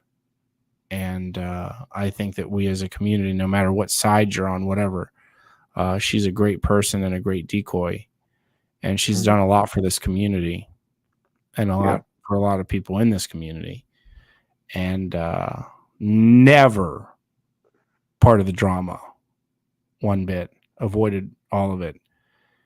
So, but it's sad to see some people that were actually friends with Tech, sort of not take a stand. Some people that were close to him, that should be out screaming about it from the hilltops and condemning it, and not being cowardly about it, even if they've been away for a long time. That's something that should be universally condemned. Well, look at that one particular group that are all lumped up together. Like all of these dudes, well, I shouldn't say all of them. A lot of them have histories of this kind of thing. Yeah, I think so, and then and they stick up for each other, Yeah, and their behavior on the internet is a outward example of their inner demons and how they treat people on the internet. It's not much different than the way they treat people in real life. I know, Cap, I don't see a very, it's not hard for me to go down that road of watching Cap in this community being a snake, weasel, coward, pussy, turning on people, being part of the mob, in PHI's stream when Tommy Boy was being doxxed, cheering it on. Part of smearing Cam for issues when as a father, circumstances didn't, caused him to have to do things and make horrible, decisions that no father would want to make, no man would want to have to make, and that was the decision at the time. Cam just, and then you hear, well, I mean, he treats all these people like shit on the internet. He abuses, he mocks women, he mocked Sabby for 9 months straight. Damone said some vile things about Sabby and was nowhere near Locke when Locke was under pressure from a lot of different sides. And there they are, modded in Locke's chat like on his channel. Like I don't get that either. And look, I mean, and then Locke will turn around and say, I can do what I want. Yeah, I'm not fucking saying you can't do what you want to fucking do on your channel, Locke. Okay? But I don't have to sit here and say, like, hide it, that I think it's fucking weird that they want to chum up with you now because they have few sources. They've churned through so many people. They've used so many people. Their griminess and their snaky, cowardly conduct has churned through so many people. And now they come back to you. I mean, shit, if I could pull up, if I had the time, I would do it. I just don't have the time. Do a Tommy Boy Studios of all the shit that Cap said about Locke and Sabby for the last 9 months. It would fucking blow your mind. And we all sat there for the most part and saw it. And now they want to act like, I mean, and what really, really bugs me even worse than that is what Cap did to Edward all that time. And Locke claims that Edward and him are good friends. I just don't get that either. I agree. I don't know how you put those two together. If you consider yourself a friend of Edward, I don't see how you're anywhere near a guy like Cap. I mean, yeah, Cap tried to destroy And so did Damone. Tried to destroy Ed's life. Whether you like Ed or not, or whether you want to falsely claim that he did something that you have no evidence that he did, or that he was convicted of something that he wasn't even charged for, or whether you even like him as a person, or you think he's done some dirty stuff around here, or even, you and him have had some disagreements over your time together, you and Ed, but I don't see you chumming it up with Cap or Damone. No, fuck no. And I'm not, I have a good relationship with Ed, but we don't talk all the time, as some would try to. And I don't care if they do assume I talk to Ed every day. I don't give a fuck. I never have really given a fuck. But the reality is I don't talk to Ed all the time. But I enjoy listening to him. He's got some. He's on top of a lot of issues that I'm on top of as well, and he has a good read on things. I think I've disagreed with some of his actions. I certainly have seen some things that I didn't agree with and don't think he should have done. And, I heard you out on some of the things that you said, but here we are. And never once I dislike Cap just for the very shit that he did to Ed and put Ed through for a long time. And not to mention the guy's a fucking coward and a weasel and a snake. And I've known that from the very beginning of my time in the community. He was harassing me from the start. He's got real issues with people that he thinks, I worked very hard in my life to get where I am. And, to have, people can say I use this and that. And the fact of the matter is, no, I didn't expect anything and don't expect anything when I donate. And, maybe I saved my money up for a whole year before I could donate a dime. And I decided to do it in a way that I thought would bring attention to an issue that's near and dear to my heart, which is the lack of attention on female predators. And the way that I felt that there would be, it would be as if I took out a billboard. I could have put up a billboard for $1,000 for 6 months and say, bounty on female predators, or female predator and industrial complex, and how I think that society sanctions a certain type of pedophilia. Maybe I scrimped and saved for a year or two before I could come into a community that I thought would be, that I thought needed to have awareness about another group of pedophiles that weren't being caught, and I watched this community. I never understood the Sam outrage over, because you wanted to see somebody like the person that abused you get caught. I never understood that outrage. And one of the reasons that I call out the grifters, I don't give a fuck if they're a catcher or not, is because there are people that really, they live paycheck to paycheck and they still find ways to donate. I've had people tell me, "Hey, I want to give you some money when I get paid." And I tell them, if you have to wait until you get paid to give me some money, I don't fucking want it, and I'm going to send it back. And that just, it just grabs me the wrong way. Yeah.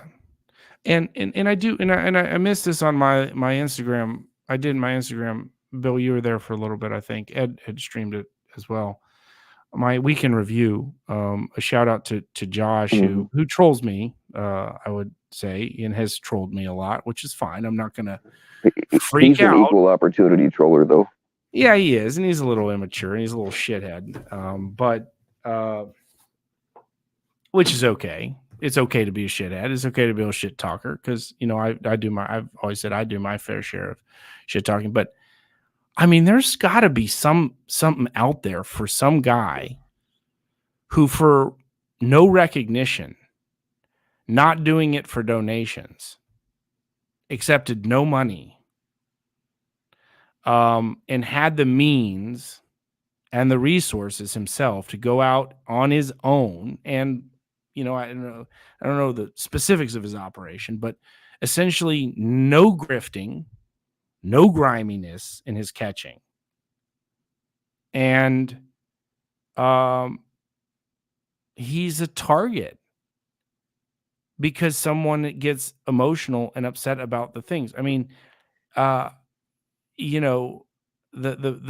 PTSD that I have from just one Sammy PHI screaming session when she tells the world that she's got my docs, and she is sitting up there saying, Sam,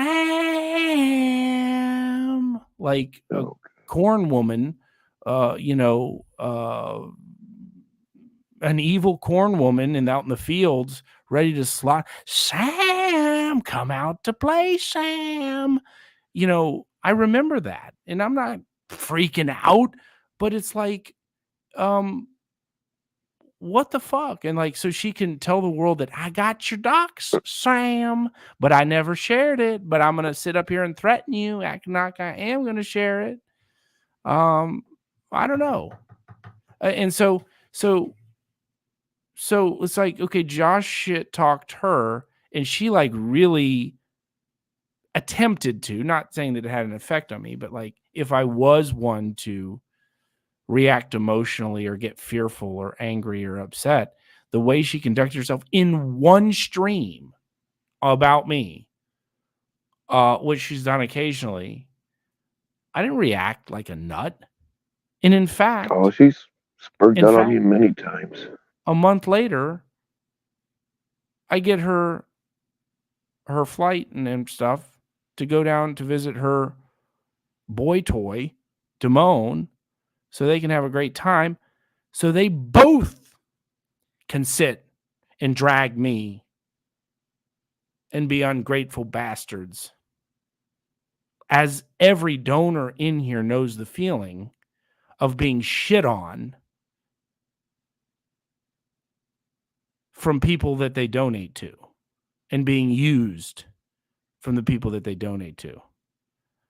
And anyway, back to Josh.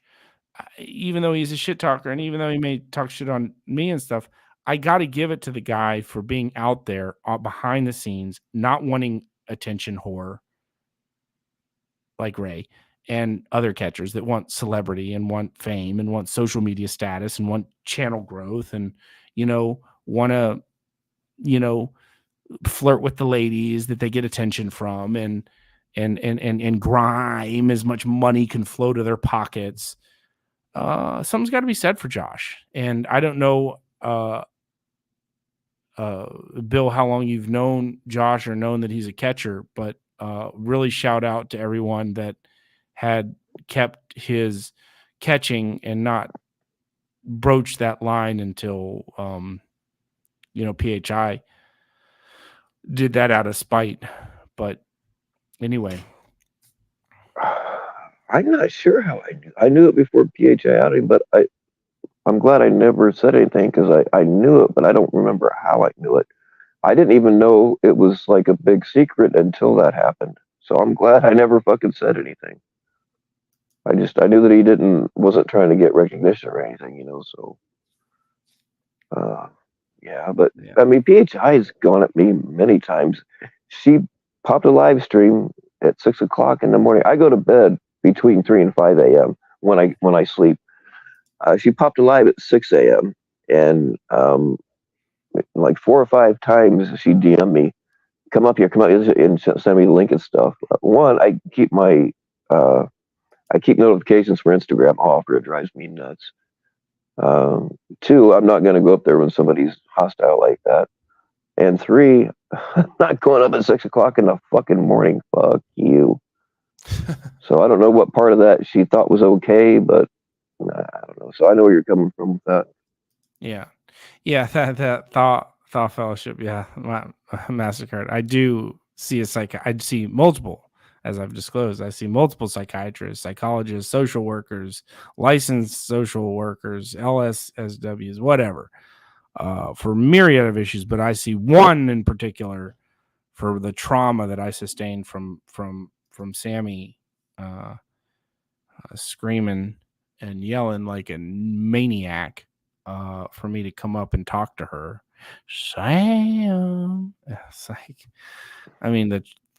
if I wasn't strong and I wasn't, this shit, I got used to it. I built up a strength here and you built up a strength. And part of my friendship And my trust, in our relationship is the amount of good advice that you've given me over the months that I've been here. Really from the start, you had you talk exactly when you choose to talk about something.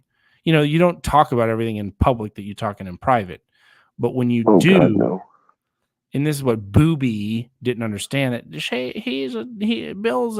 Bill's a fake ass. No, the fact that you don't say things in public that you say in private, but when you do what you told me in private about someone and you decide to say it finally in public is exactly what you said in private. There's no difference in when you have your certain feelings about someone in private, but you choose not to necessarily out the grievance in public. It matches the same when you make that thing. And that's what Booba didn't understand when I was engaging with her. We're not engaging with her. I'm sorry, Booba. When she criticized me for when I said, when you went that Instagram live and talked about some of your frustrations with Ed, and I said, essentially you choose to say it now, but that's, you didn't say any more or less about Ed in private, that when you decided to say it in public, that's exactly what you said to me in private. Some of the frustrations you had. That was one of the issues I had with Bobby Joe. She would get mad because she would know I knew something and I wouldn't tell her. She'd get all pissed off. I didn't fucking trust her. And it's not even necessarily like if somebody tells me something and they say, hey, you cannot fucking repeat this, I don't repeat it. There's been a lot of times where I've sat up here and taken a lot of heat because I wouldn't come up with some information. And I say, oh, you're full of shit there, blah, blah, blah. I don't care. Sometimes people get aggravated with me too because, well, okay, it's like the sea monkey thing. Some of them are, they don't want anybody to know who they are. I know who they all are. And sometimes people, it's not that the people they're asking me, it's not that I don't trust them. It's because I promised this other person that I would not tell anybody. I don't care if I trust you or not. I'm still not going to tell you, And people get pissed off about that kind of thing, and they want to start shit sometimes. But yeah. Yeah. And on the last thing, and getting back to the Jason thing, I like Jason. I don't like the fact that and I strongly condemn the shit that he's done or tried to do against you. I think that he needs to be more selective with the people that he thinks he should try to be friends with. I think he tries to maybe be too nice to everyone. He's fake. And so here's my dilemma though, and this is a perfect example of the entangling things. I have a much closer relationship to you. I communicate with Jason very infrequently, and but there's no contentious disagreement among us, and we don't. I think he likes me. I like him, but it's an infrequent, occasional message here and there over many, many months. But he's done some shit to you or about you, and you have Do you in think it's return. fair to say that you only like him because he goes at Tommy? I don't think he ever really went at Tommy. In fact, I He thought he was recorded their fucking phone call. Well, or no, I mean, they recorded their meeting. Yeah, but that was because he was, heavily advised on how to, he really didn't go prior to the period of time in which we were bringing up the fact that Tommy's brother was an RSO. And then Jason finally mentioned that, and Tommy was like, well, go research it. And Jason did, and came back at it. I would say that,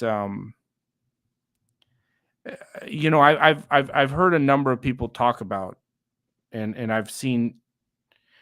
Do I like the fact that Jason took Tommy on his own game and beat him at it essentially, and then him and Telly were able to show how much of a bullshitter Tommy is, that he can go around claiming that he wants to fight all these people, and then when he's actually challenged, I respected Jason for saying, hey, you've threatened half a dozen people about fighting. You want to smear them that they backed out or whatever. And it's true. I told Tommy that I didn't think that it was productive for us to fight. And I'm not in the best of shape. And, I don't, I would have had to do all the planning, all the fundraising, whatever. And Tommy would have done nothing. So I said, no, I'm out. But Tommy got away with a lot of threatening people to fight, and he never did. Was I happy to see Jason challenge him and then see Tommy fucking completely cower and back down? Yeah, I was that. And he was very The whole thing kind. was fake, though. I saw one of the videos where Jason's in his grandma's dining room throwing. He's got no fucking form. There is like. Well, I mean, I couldn't see a thing. I His mean, balance was off. His posture was off. There was no speed. Have you ever seen him hit a bag? Or, I mean, he says he does all this MMA. Is there any video of it? No, I look. I come on. I generally give people leeway to, tell their truth and bullshit if they're bullshitting or whatever. I generally don't. I'm not one to try to needle people like Telly is out there trying to investigate every little detail. You don't have to needle about it, man. It's out in the open. The reason Jason doesn't like me is because I called him out on some lies over a year ago. And he don't like that. And I think that there was more to the story with, I think that they, him and Jeff, that guy that killed himself in Florida. I think one of the guys there got blamed for it. And I don't hold Jason. I've not even talked about that because I don't know enough about it. I don't hold him accountable for that at all. It's pretty much everything else. I don't hold Jason accountable for that at all because I don't feel like I know enough about it, for one thing. Yeah, I mean, my penning a suicide on somebody is, just not cool unless you know 100% that that's why. But there were too many people involved to blame it on. Well, I don't specifically blame it on Jason. I was just saying that it was a group effort, and I think everybody dropped the ball. And I think that they blamed it on that one predator catcher from Florida that had his own issues, I guess. Right, that Florida predator hunter or whatever. Florida. Yeah. But I don't specifically look. I'm not going to. I don't want to end the night on. What I'm saying is that it's hard for me to reconcile. Again, entangling, him trying that fight was fake. It was never going to happen. When you talk about contracts, and not just me, a bunch of people, we said that there was never going to be a fight. They were both going to puss out. Yeah. And if you're really wanting to fight somebody, there's not going to be a fucking contract. He's bullshit with his contracts. He tried to show me a contract that was supposed to prove he was a bounty hunter. I know a little bit about that kind of thing, and it was complete. He's still trying to bullshit me about it. Yeah, and I don't like the background. I don't like the background in one of the background researching people, and I don't, to find out that he's working with Nunya to try to expose you or to find out shit on you or whatever they were doing. No, I mean, that does make me lose respect for someone, especially someone that they're doing it against is someone I like so much. So yeah, I mean, we're learning new stuff all the time, and what you're referring to, you called him out on bullshit the last year. I don't know if that was the bounty hunter thing or what. What was the other stuff? That was the big thing, but there was everything. If you learn how to read body language and micro expressions, and you don't even need to do that, just fucking pay attention. Like he was saying he was a gunsmith, and then when somebody challenged him on it, all of a sudden, oh no, I wasn't really a gunsmith. It was. Just pay attention to what he talks. He will contradict himself constantly. Yeah, but we have people I mean, Tommy does that probably on steroids, though, and nobody gives a shit. I mean, and you call him out for it. Yeah, that's true. I mean, I understand what you're saying, Bill. I'm not gonna try to defend some bullshit. And have I? Yeah, I again, this is an uncomfortable position, right? I'm not friends with Jason. I don't know Jason that well. I've never known him that well. I've exchanged maybe 20 messages with him over a year. He sends me tips and clips of stories and stuff that he thinks I'd be interested in. It's not as though, but at the same time, he's never done anything to me, but he's done some stuff to you. So my dilemma is, if there is one, how should I react to that? Should I write him off? Should I become this crusade against him because he's done the shit that he's done to you, or tried to expose you, or tried to hurt you? Yeah, I mean, someone that tries to get somebody arrested that's my friend, and somebody that tries to get people's guns taken away from them. He's trying to have me put in prison by his own words. Have you seen the scribblings that he does about me? No. It looks like Son of Sam shit. I mean, seriously, if you look like at like Richard Ramirez and their fucking scratch pads that they have, it looks the fucking same. Well, yeah, he's not just trying to have my ghost taken away. He's trying to have me put in prison by his words. That's a big problem. That's a big problem. And since I learned all of this, I haven't talked to Jason in weeks or messaged with him. So, in fact, I don't know where he's been the last. He was with Telly doing a thing, and I haven't heard from him in a while. So, I can't say that doesn't piss me off, that he's trying to put someone in jail that I'm friends with. No, I can't. I do lose respect for someone. And even if I do have a cordial relationship with someone, that doesn't mean anything when it comes to you're trying to put somebody in jail that I care about. So. Then why are you sticking up for him? Well, I'm not. Would you say I'm sticking up for him? Yeah. I wouldn't say I'm sticking up for him. I would. I would say that I don't know all of the information that you know and the shit that you have discovered over the course of your time dealing with him. Well, you just said yourself 10 minutes ago that every piece of information that I've given you as far as how people are and who to trust and not to trust. Well, I didn't say that I trusted you said him. That I didn't say that I trusted him at all. And I did say that every bit of information that I gave him, he didn't take my advice on. So I don't think he'd give him the time of day if he wasn't involved in going at Tommy somehow. Well, I mean, I think that's true. Yeah. I think that to a certain degree that's true. Have I enjoyed seeing him put Tommy on the spot for a fight? Yeah.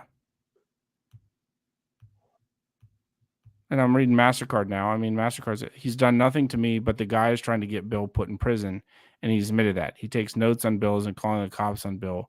He's called Bill's local police already.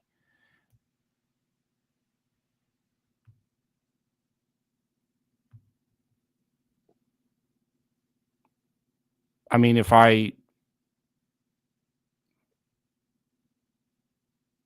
and that's all true, right, Bill? Yeah, that's all true. Yeah. Well, I don't know if that happened recently. Yeah, dude, these fuckers have been calling the cops on me for over a year. I just didn't know who it was because they don't tell you who it is. I guessed because it's happened more than one time. But now that it's happened so many times, they're considering it harassment. And so I do have to be careful because there's a legal thing going on. Well, I have to be careful what I say. But Jason admitted to it, though. Well, if you think that I'm sticking up for him, then I'm coming at this the wrong way. I don't respect someone doing the things that I am now learning and have learned that he's done to you. So I don't have a relationship with him, and I have been cordial in the past to him, and that's kind of the extent of it. And does my enjoyment seeing him harass Tommy or putting him on the spot for a fight. And yes, you can say that the fight was fake or whatever, but Tommy looked like a total bitch. And they both did. Maybe so. Yeah. Yeah, I mean, you've seen Jason pretend fight shadowbox in his grandma's dining room, right? Yeah. It's laughable, man. In MasterCard, I don't really follow his community page. I mean, the stuff that he puts out there. I don't. At times I've always known that there's maybe something a little bit shaky as far as the information that he would give out or the persona that he would put out. He's had females file restraining orders on him before for stalking. I'm waiting to see the. I've not seen enough to say that. Like, I know that it's happened. In fact, I talked to somebody that he's talked to about it, and like he does with everything else, he says, "Oh, she's lying." But but I mean, I don't have all that stuff yet, but I will. The fact of the matter is that I would say tonight that I'm not going to have any relationship with him all, nor would I be cordial with him in going forward. If he's going to continue to try to harm you, I'll say that. I don't have to speak to him again. And I haven't spoke to him that much anyway. I mean, right now, the thing is, like, I don't care who it is. If I feel like I have to wear a wire around somebody, I'm either not hanging out with that person at all, or I've already planned on setting them up for something. And you've said that before, and I agree. That type of person should tell you everything you need to know by itself. I agree with you. Yeah, I agree with you. My need to make it right with Tommy would not. Now, I have spoken to Tommy in the past, knowing that he's recording me on the phone, but they weren't necessarily friendly conversations, and they were mostly around him accusing me of some sorts of nefarious operation.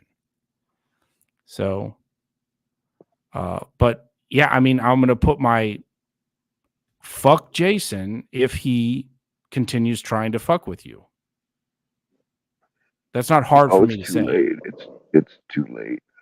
And I haven't been tracking it as closely as but if it's something that now is become more clear and or more serious, that is what it is. But I don't want you to think that I'm covering for someone or protecting them.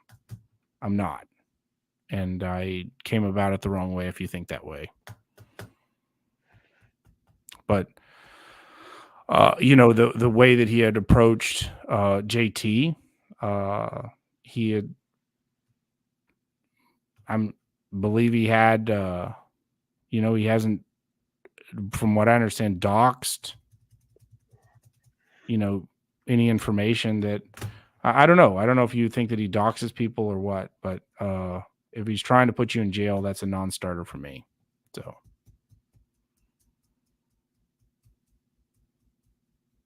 did you not see any of that stuff where I did not personally see Telly's thing, but I'm told that in there they talk about how Nunya and Jason were working together to dox me and have me put in jail.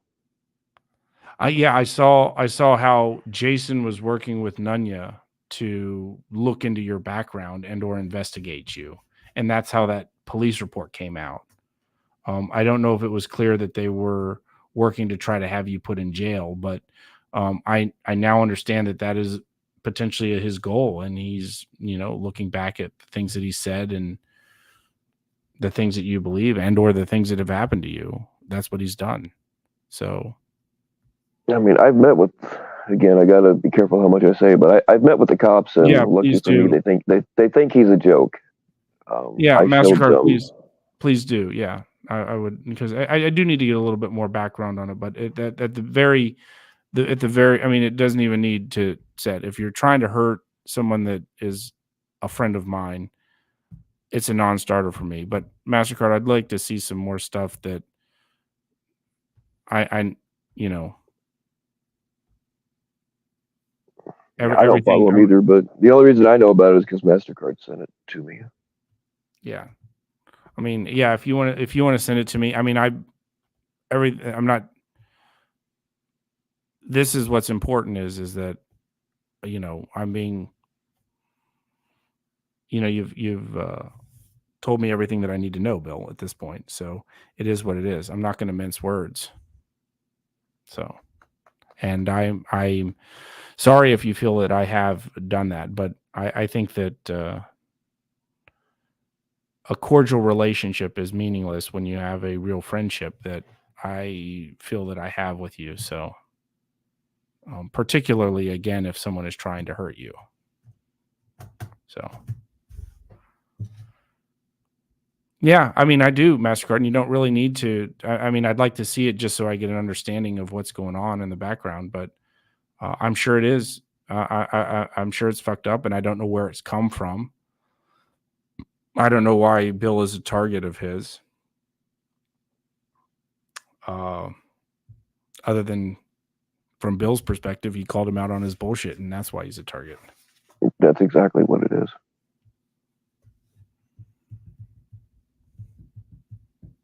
He said himself, first he said that, I don't watch Bill, and then he said that he's recorded everything I've done since 2022.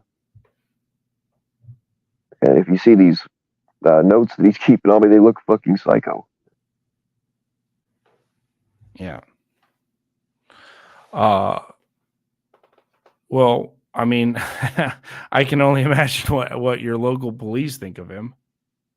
Yeah, I'm lucky because they thought it was a joke from the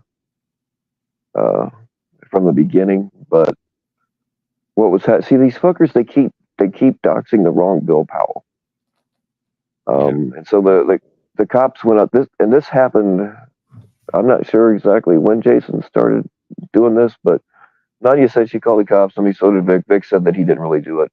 But it's happened before, and they keep sending the cops to the wrong fucking place.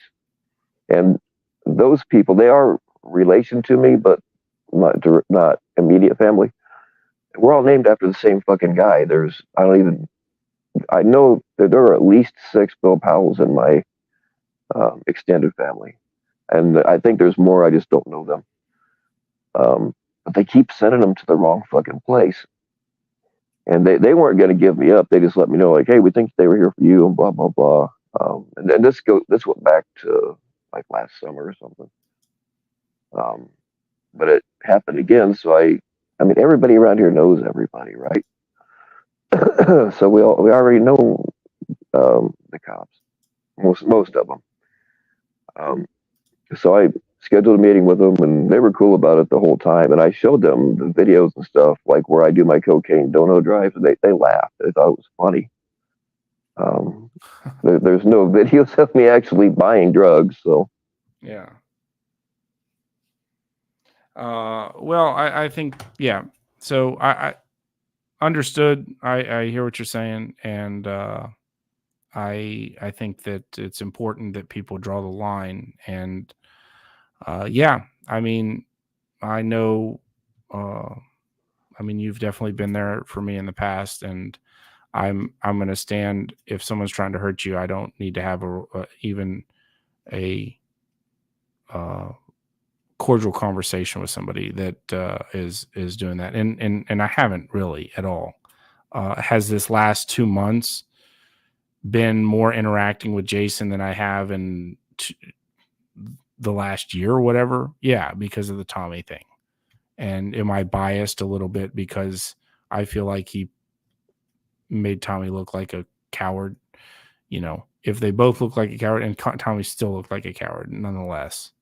But yeah, I mean, he's friends with a lot of people that have done a lot of bullshit, and he himself has done a lot of bullshit. So yeah, if MasterCard wants to send me some stuff that could, enlighten me too. But I don't think I ever sent you. I've made some. I've never sent you into the. privated videos about him, have I? You sent not really. I think you sent me one. You sent me one, I think, but it was really just your rendition. I can only send. There's only one that I can share with anybody right now. I don't really. I mean, so I'm saying at the start, I've already heard enough, right? That it's hard. At the beginning, it's hard for me to get on board with someone that's trying to hurt somebody that's my friend. So definitely outside of YouTube and trying to interfere with people's, right to own a firearm. That's a non-starter. So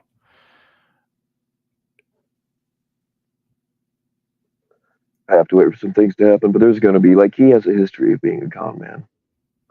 I would argue when it comes to playing with people's minds, I would argue equal to Tommy. Now, Tommy's making way more money doing it, sure. but Jason's fucked over. And this is just the shit that I found out about, Yeah. Well, and I do, it should be noted that his persona is one of a nice guy, Yeah, he has that monotone. to go along to get along. And it's hard for me to, and maybe that's a tactic, and that It is.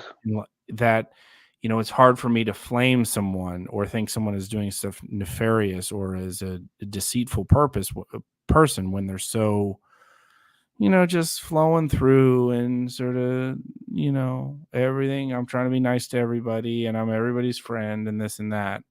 And so, as MC just put in there, he's very deceiving. He comes across as a soft-spoken, nice guy, which is how I, in a very occasional conversation, he comes across as a soft-spoken, nice guy, as I've occasionally seen him on panels and occasionally seen him interact with people. But he's the complete opposite. The guy has some serious issues, to say the least. And every good con man is good at that, Yeah, but I also think that he had some relationship. He got pretty much his divorce or his, I don't know, or the custody situation has taken a toll on him as well, has it not? I think that he had and that has happened to a lot of men. So did that play a role? Maybe, I don't know. If what he said was true, but that he got. Have you seen anything that wasn't from him on that though? I know almost nothing about it other than from what I have heard from his own voice on panel once or twice. There you go. So you're correct. I did not dig deeper.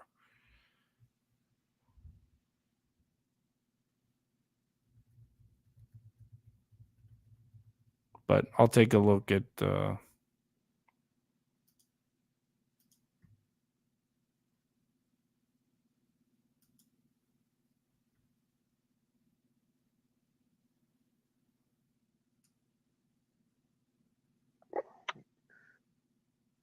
Cal, I haven't seen you around in a long time. Hope you're doing all right.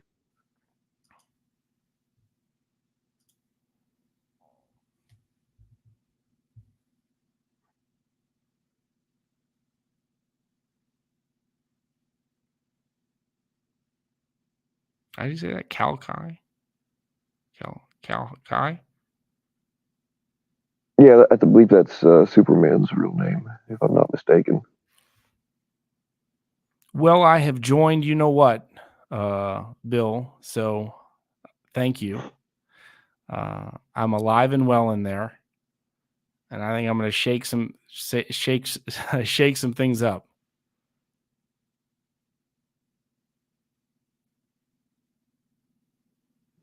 All right. Well, good luck with that, Cal. If you happen to snag one of them helicopters, I'd like to have one.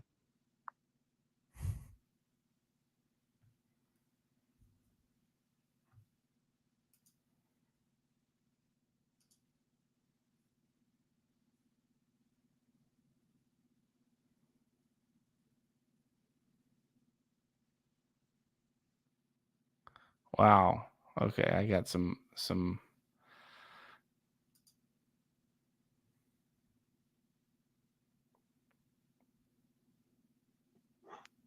Well, he hasn't.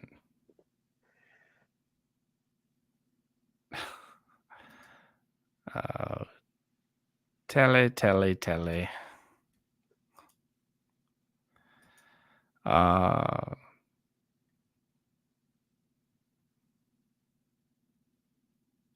I'm telling you, I'm not in the business of lying to law enforcement, and you shouldn't talk to law enforcement when you don't know what you're talking about. And I'm sorry, but there's a lot of people that have done a lot of crimes right in front of us in this community. So, I absolutely don't think that it's any one of our jobs to rat out other people if they're not predators, in my opinion. Is Kelly in here? I when don't see him. No, he's I was sort of semi talking to myself. I'm getting some messages. All right. Being from but I mean, yeah, I mean, it's like people have it out for you, and I mean, I think it's just ridiculous how much they I mean, again, back to answering the questions. Sorry, Telly, you answer no questions.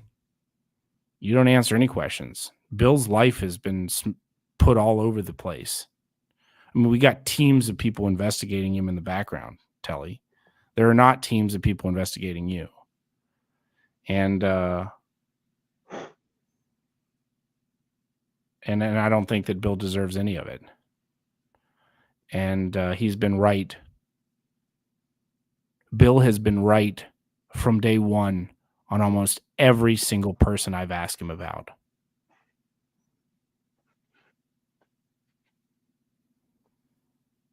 And his opinion matters a lot to me. And if I'm not, is he a pilot, or did he get shot in his jacket, or all these? I never said I got shot in my jacket. I said my jacket had bullet holes in it. He made up the part. Bill, I know, but they want to create the lie, and they keep creating the lie, right? Mm-hmm.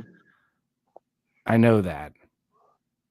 And it's just people want to examine other people's life, but when it starts to get examining theirs, and then the thing, I mean, the guy's been one of the most harassed people and doxxed people in this place. That's the thing. It's been going on for years, and Telly, like, he thinks he's the first. No, not even the best.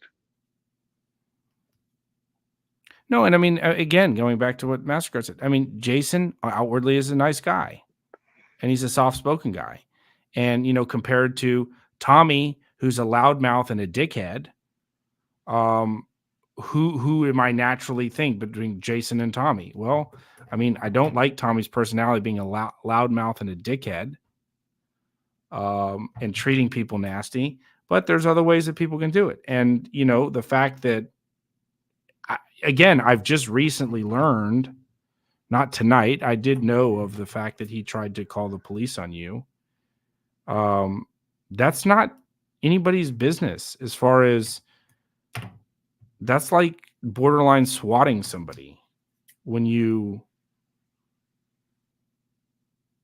Oh, no, he tried to have me swatted too. He denies it, but I know about that too.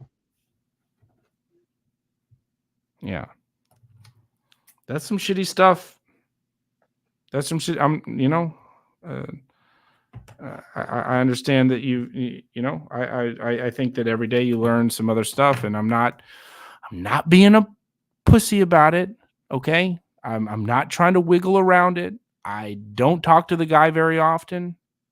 Haven't talked to him in a while, and I haven't read through all of his stuff. And thank you for sending me some of this stuff, MasterCard. And I'll look through it and see, these scribbly notes and stuff. And I think it's weird to track someone that much. for sure. It's fucking creepy, man. It really is. It Kelly's certainly is. Kelly's fucking creepy. Jason's creepy. All these motherfuckers, all the men anyway that have done it are fucking creepy. They all are. I agree. There is something creepy about it. And I think that's what Tommy Boy's talking about when you go behind the scenes and try to dig up stuff on someone. It's like, if I say that I make donuts, you don't have to listen to me. You can think I'm lying. But to go and try to dig to try to prove a point just because you know my name, or if I say that I had a DUI and you don't think I'm a drinker, and you go and search and you find out, I mean, this idea that we need to fact check what people are in their personal life. And I've known Bill now for more than a year. And I've never heard him or caught him, quote unquote, or had a contradictory thing from him and the things that he's told me. So people telling me that Bill's a liar are full of shit. Telly, I'm sorry. In my opinion, in my experience with Bill, I haven't had him lie to me. And I've wiggled around some things to him at times, a few times.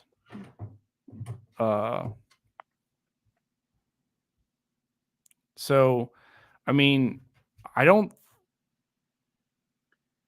think Bill is a criminal. I know he's not. So to try to call the cops on him for some dumbass thing that you think you're going to be Wyatt Earp,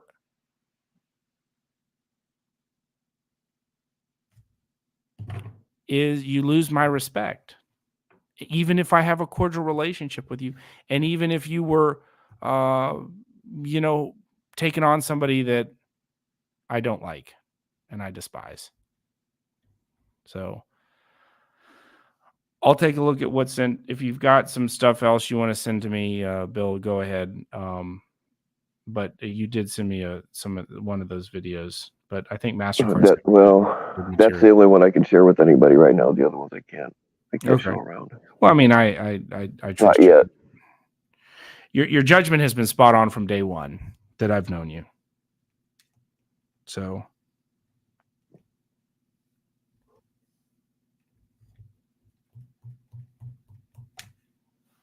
Yeah, Telly does love to twist my words. Like when I was talking about cutting my kids' cords, he turned it into, I said I was a gynecologist, or said that I had delivered babies, which is not what I said. It's very common here for fathers to cut the cords of their children. They put 2 clamps up and you cut it between the clamps. And that was it. I never said I actually delivered babies. I was in the room when they've been born, but. Yeah, well, I don't even think, again, Bill, what I've learned is the people that never answer any questions are the ones doing all the questioning. Oh, yeah. Funny? Isn't that funny, Bill? Yeah, oh, yeah, definitely. The people that never answer any questions and or block you in their chat like a petulant kid because you make some troll things when they're under the gun because they see that their friends, their e-friends that they've been warned about and demonstrated to be scumbags, they finally get woke, and yet they've been asking questions all the time, and they expect answers. They expect you to give answers, but they won't answer any. Isn't that that's just funny? That's funny. When they get caught lying or proven wrong, there's never an admission or an apology. Not once. It's always find something else. And I have proven all this shit already. I don't have to answer to Telly or anybody else. Absolutely. I've already proven all this shit. When other people have said I was lying, it's there. I'm not fucking holding their hand anymore. Yeah. Well, it is late. I'm glad you got to share some of this Thomas Dean stuff. Thanks for walking me through the the process. That is great to know that behind the scenes, these bounty hunters and, as you call them, fugitive recovery was it fugitive recovery agents? Agents. Essentially. Yeah. Are We a part actually of it, don't. because they almost We never get actually, credit for it. They almost never get credit for it, and you may not want credit for it in the media. You know, as is I never did that. Well, yeah, that was the first time I ever got doxxed. Is there was a high profile case, and like the case wasn't even solved yet, and of course the news people found out that I was looking for the guy, and they called me up and they asked for an interview, and I'm like, no, I don't. I had told them maybe when it's done, but I decided after that I wasn't going to, because I didn't really. Part of how I snuck up on people was them not knowing what I looked like, and I did not want to go in the fucking news. And they sent a fucking news crew to my house. Wow. So you were doxxed by the news. Mm-hmm. Did you post it on your YouTube channel and then get mad when you no and then still get mad you got doxxed by the news that you posted on your channel and had it there for many, many, many months? Nope. I didn't even tell anybody that it had happened, except for my the people that I worked with and worked for. I didn't tell my family about it. I didn't tell my friends about it because I didn't want to draw attention to it. Are we going to get any more videos from your talented video creator that you put out some great videos? Yes, actually, there's one or two more, unless they've made more that I haven't seen yet. I keep forgetting to do that. Yes, there are more. There's one or two more at least. I really hope. I do want to just end on watching this with you if I can. I mean, this is, whoever did this, I hope they know that I enjoyed it very, very much. I hope that can I put this up for us, Bill? Yeah. They're okay. funnier than hell. Just because I know that I know that.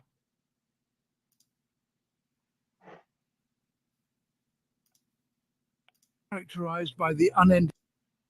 In a world characterized by the unending battle between good and evil, we find our heroes Bill Powell, an unassuming yet charismatic character, and his loyal black cat. Now, this isn't your average feline companion. This cat, adorned with the name Lil Fucker, he is nuclear-powered and cybernetically enhanced. Built for war, he is as formidable in combat as he is with the ladies. Together, they form an unlikely duo, fearlessly standing up against the forces of darkness. Their adversaries, a deceptive witch named Nonya and her accomplice, a small man named Telly, spelled with an L, both belonging to the notorious cult of Tar.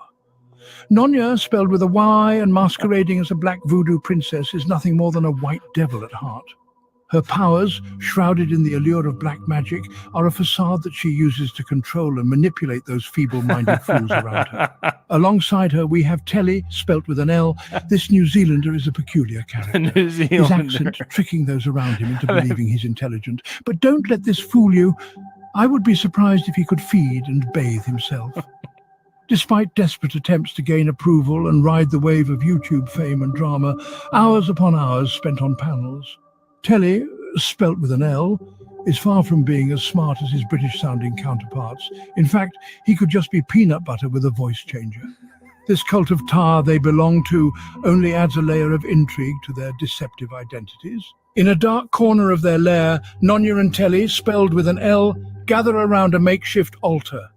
Their voices, raspy and filled with malice, rise in unison as they pray to the gods of hate and evil, sorrow and squeezed cheese in the can.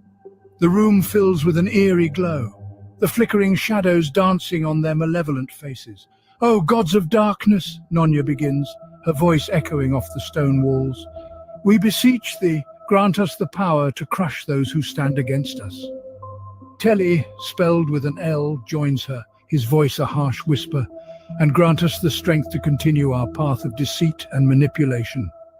Their twisted prayer to the gods of hate and evil is a chilling reminder of the evil that lurks in the hearts of the wicked. The intensity of their ill will reflected in their contorted faces and gleaming eyes. But remember, true strength lies not in the power we wield, but in the hearts we touch. The scene opens with Nonya and Telly, spelled with an L after their wicked prayer, basking in the sinister radiance of their newfound power. Their gloating faces reveal their hunger for fame and control, their eyes gleaming with malicious delight.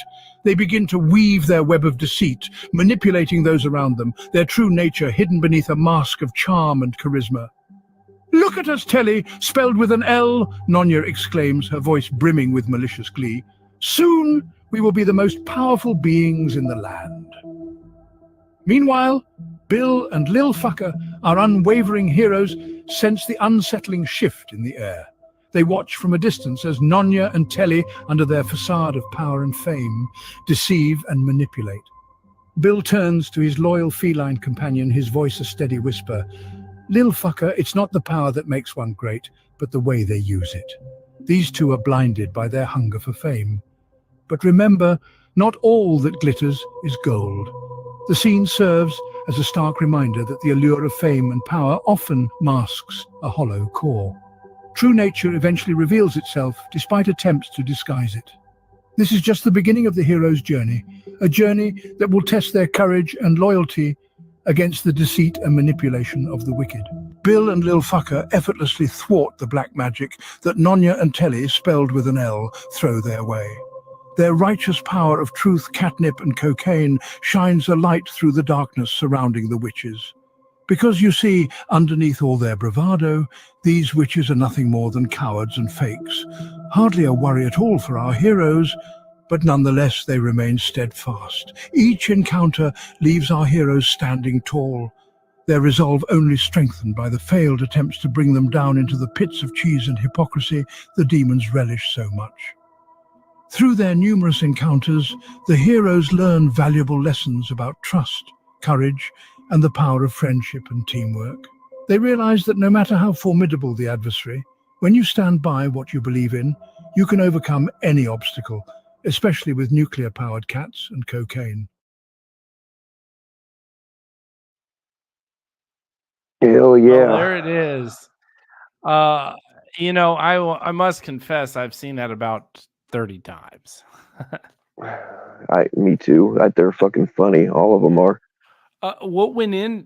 Can you give us just a little bit of behind the scenes of? Did you have input into the script? Who wrote the script? Was it somewhat AI generated, or who? I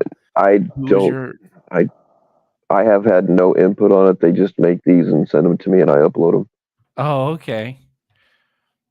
I mean, that is damn good, and they definitely won me over with the spelled with an L. For Telly. Yeah, there's a bunch of these up on my channel, y'all. If you haven't seen them, they're fucking hilarious. They're great. They're great. That was kind of the opening one, wasn't it? That was one of the first that you put up?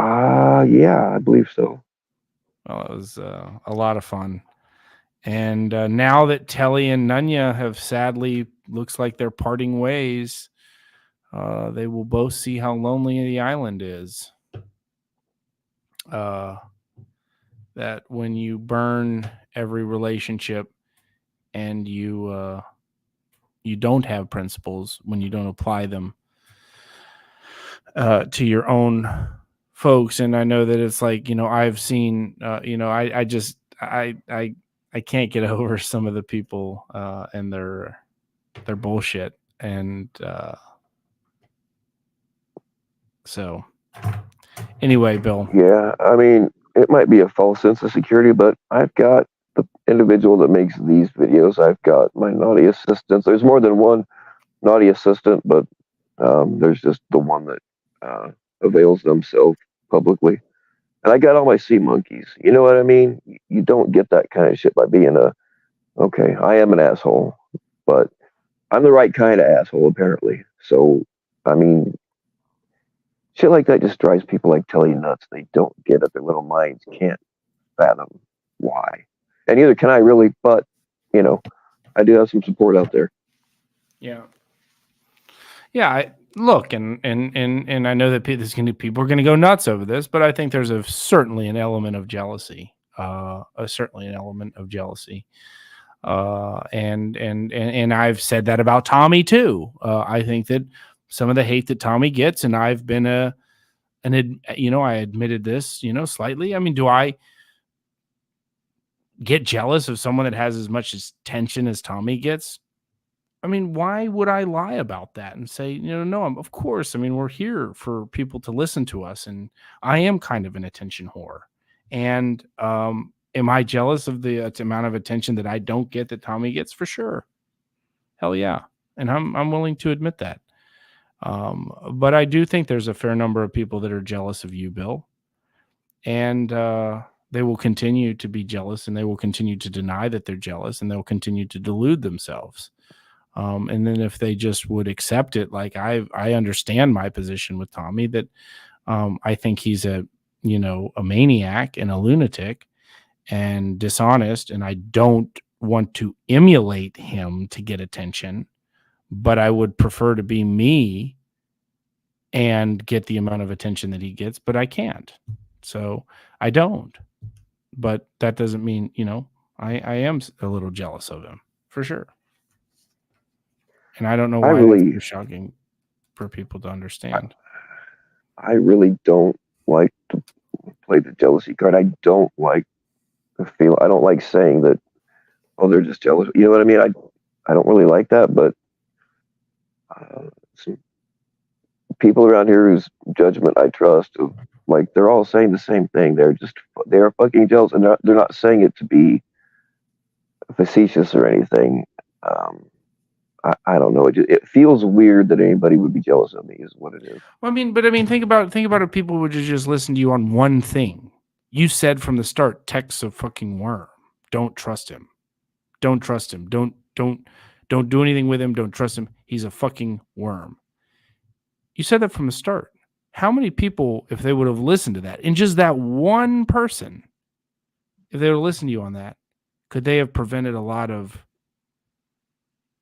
shit that happened to them? Particularly the mess that was made. Definitely aggravating. The best, like in the boys server situation, where Tech totally fucked all of them over. What planet were they living on? I mean, I'm sure you've had good relationship with some of the people in the boys stuff. And it's like, what are you doing letting Tech in there? I mean, he's like the worst of the worst. He's going to fuck you over. And he did. Well, again, you go back to short memories, and a lot of people just haven't. There's a lot of people that just came around in the last year or so. So they weren't around for the PNN docs. They didn't see all that shit happen. I saw it happen. I got blamed for it at first. So you have a lot of short memories and people that just haven't been around to see what I've seen,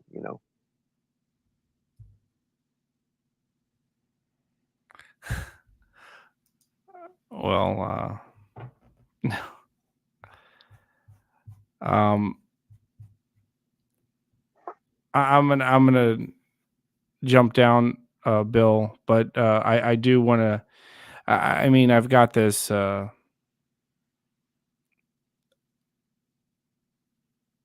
It's not a matter of choosing between this and that. It's that I think you take it to another level when you try to hurt someone personally, particularly if that person is someone I consider a good friend. So that's a line that I draw, and it's a hard line that I draw, no matter what. And even if that person hasn't done anything to me, I consider trying to do stuff to them that I like and are my friends as basically doing it to me. So, I'm sorry that I did know people saying that he tried to do this and that, but I didn't necessarily have evidence to back it up. And, the fact of the matter is that his admission is enough that if he's said that he tried to hurt you and tried to have you arrested, I don't think there's a place for, any cordiality going forward. That's all I can say, Bill. All right. Fair enough. One more thing, I don't have the ability to screen share, but we're being asked to play one more video, and then I'm gonna dismiss everybody and send them home. All right. But if you can play that, Josh posted the link in the. I don't know. It's about Ryan. I don't know exactly what it is, but.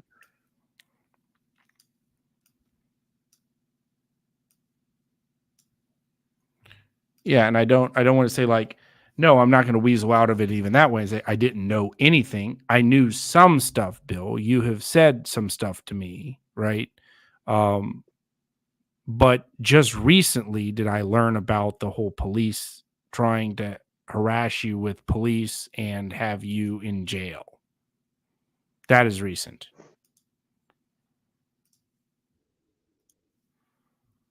Yeah, when you have more time, I don't know if MasterCard sent you the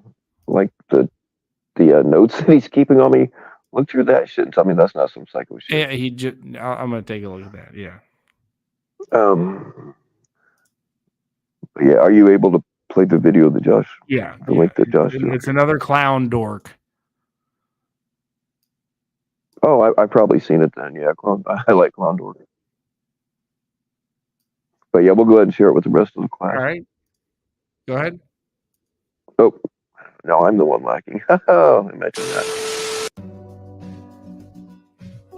I think you'll like this one, Bill. Shit, here we go. Here we go. But yeah, if I just want to say, if I did dox TBS behind a paywall, that's it. I like trains. I'm just saying. Is that supposed to be funny? Yeah.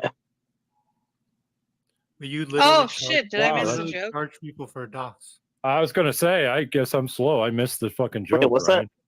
That's What's the kind of thing punchline? that you used. That's the kind of thing that NVCAP used to call people out for. Now you're doing it. Like what the hell? Yeah. Definitely. I like trains. Definitely. I like trains. I like cocks. All right. Well, wow. That's okay, Ryan. I'm just turning myself in. Like what? Yeah. I mean, no. Go about your business. So you do you, bro. 199. I like trains. Yeah.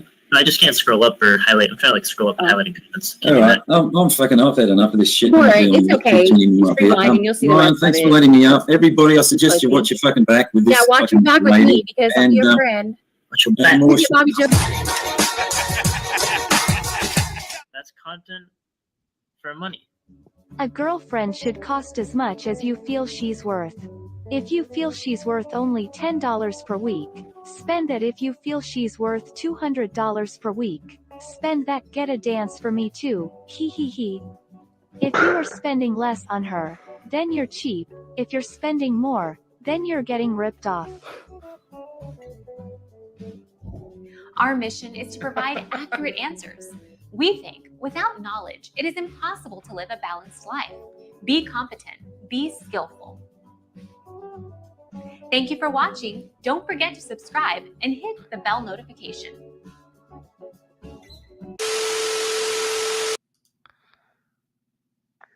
Well, yay, clown dork. I like that channel. are you surprised by that? I mean, no. He just speaking of that though. I've got somebody sent me screenshots of Telly saying that he was gonna dox Tommy Boy.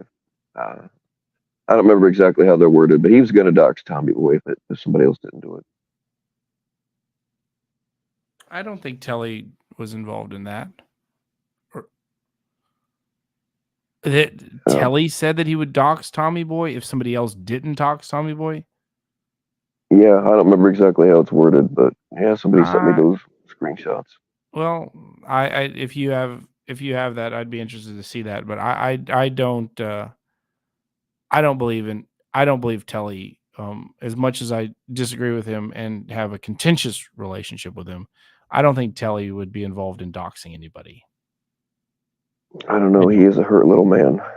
He's a hurt little man, an awful little man. But I would like to say that he has some sort of principle back there. That he's I would finally disagree. Al, that one we might have to disagree on. I don't particularly like a lot of his opinions. I don't like the people that he's associated with. But at the same time, I can't specifically say I don't think he would dox anybody. I don't. Now, do I believe that he's probably seen a lot of behind the scenes shit in that Slack that he was a part of, that he denied that he was ever part of, in Zumba that he was a part of? Has he seen a lot of shit that he could blow the lid on a lot more stuff? Yeah, I do. But is his hatred for all of us more than his hatred for these people that are now turning and knifing him, that he would want to show all that stuff?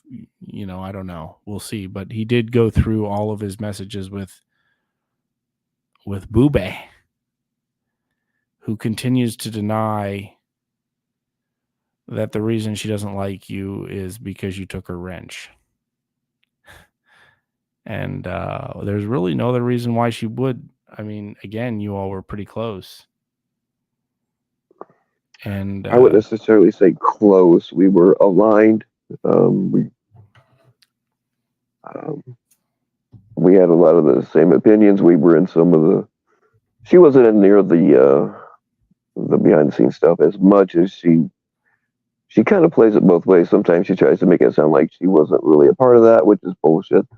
And then sometimes she wants to make it sound like she was part of all of it, which is also bullshit. Yeah. I still don't know how she navigates everybody there that she supposedly doesn't like Tommy, but yet she's really navigated that situation. Well, she's a hanger-on. She always has been. For a while, she was one of my hangers-on. And when she burnt some bridges over here, she's got no place else to go, and she's got to cling to somebody. So,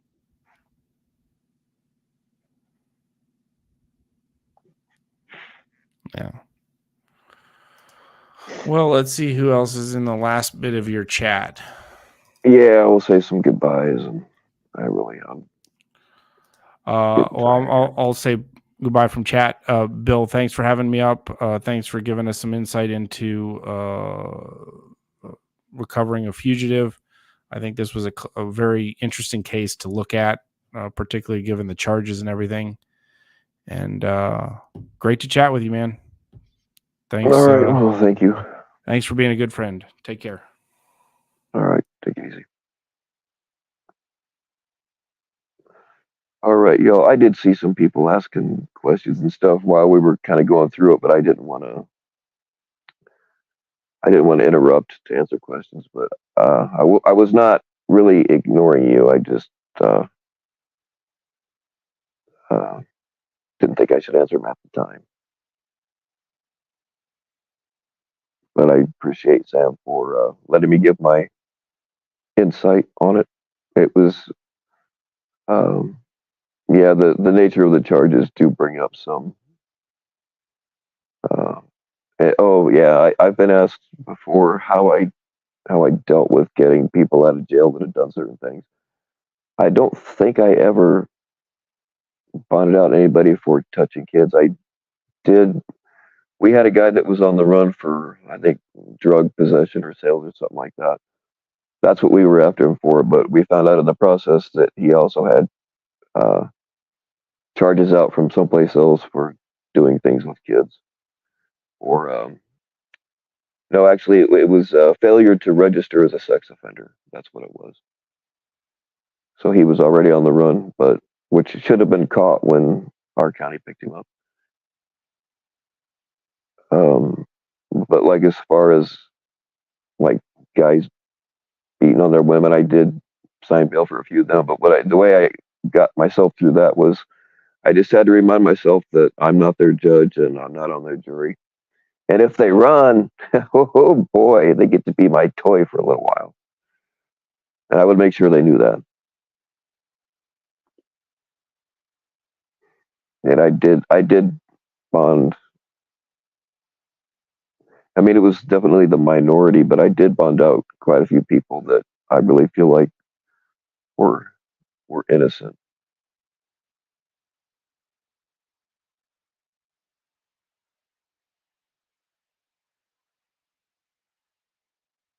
But again, I'm not their judge and I'm not on their jury. So,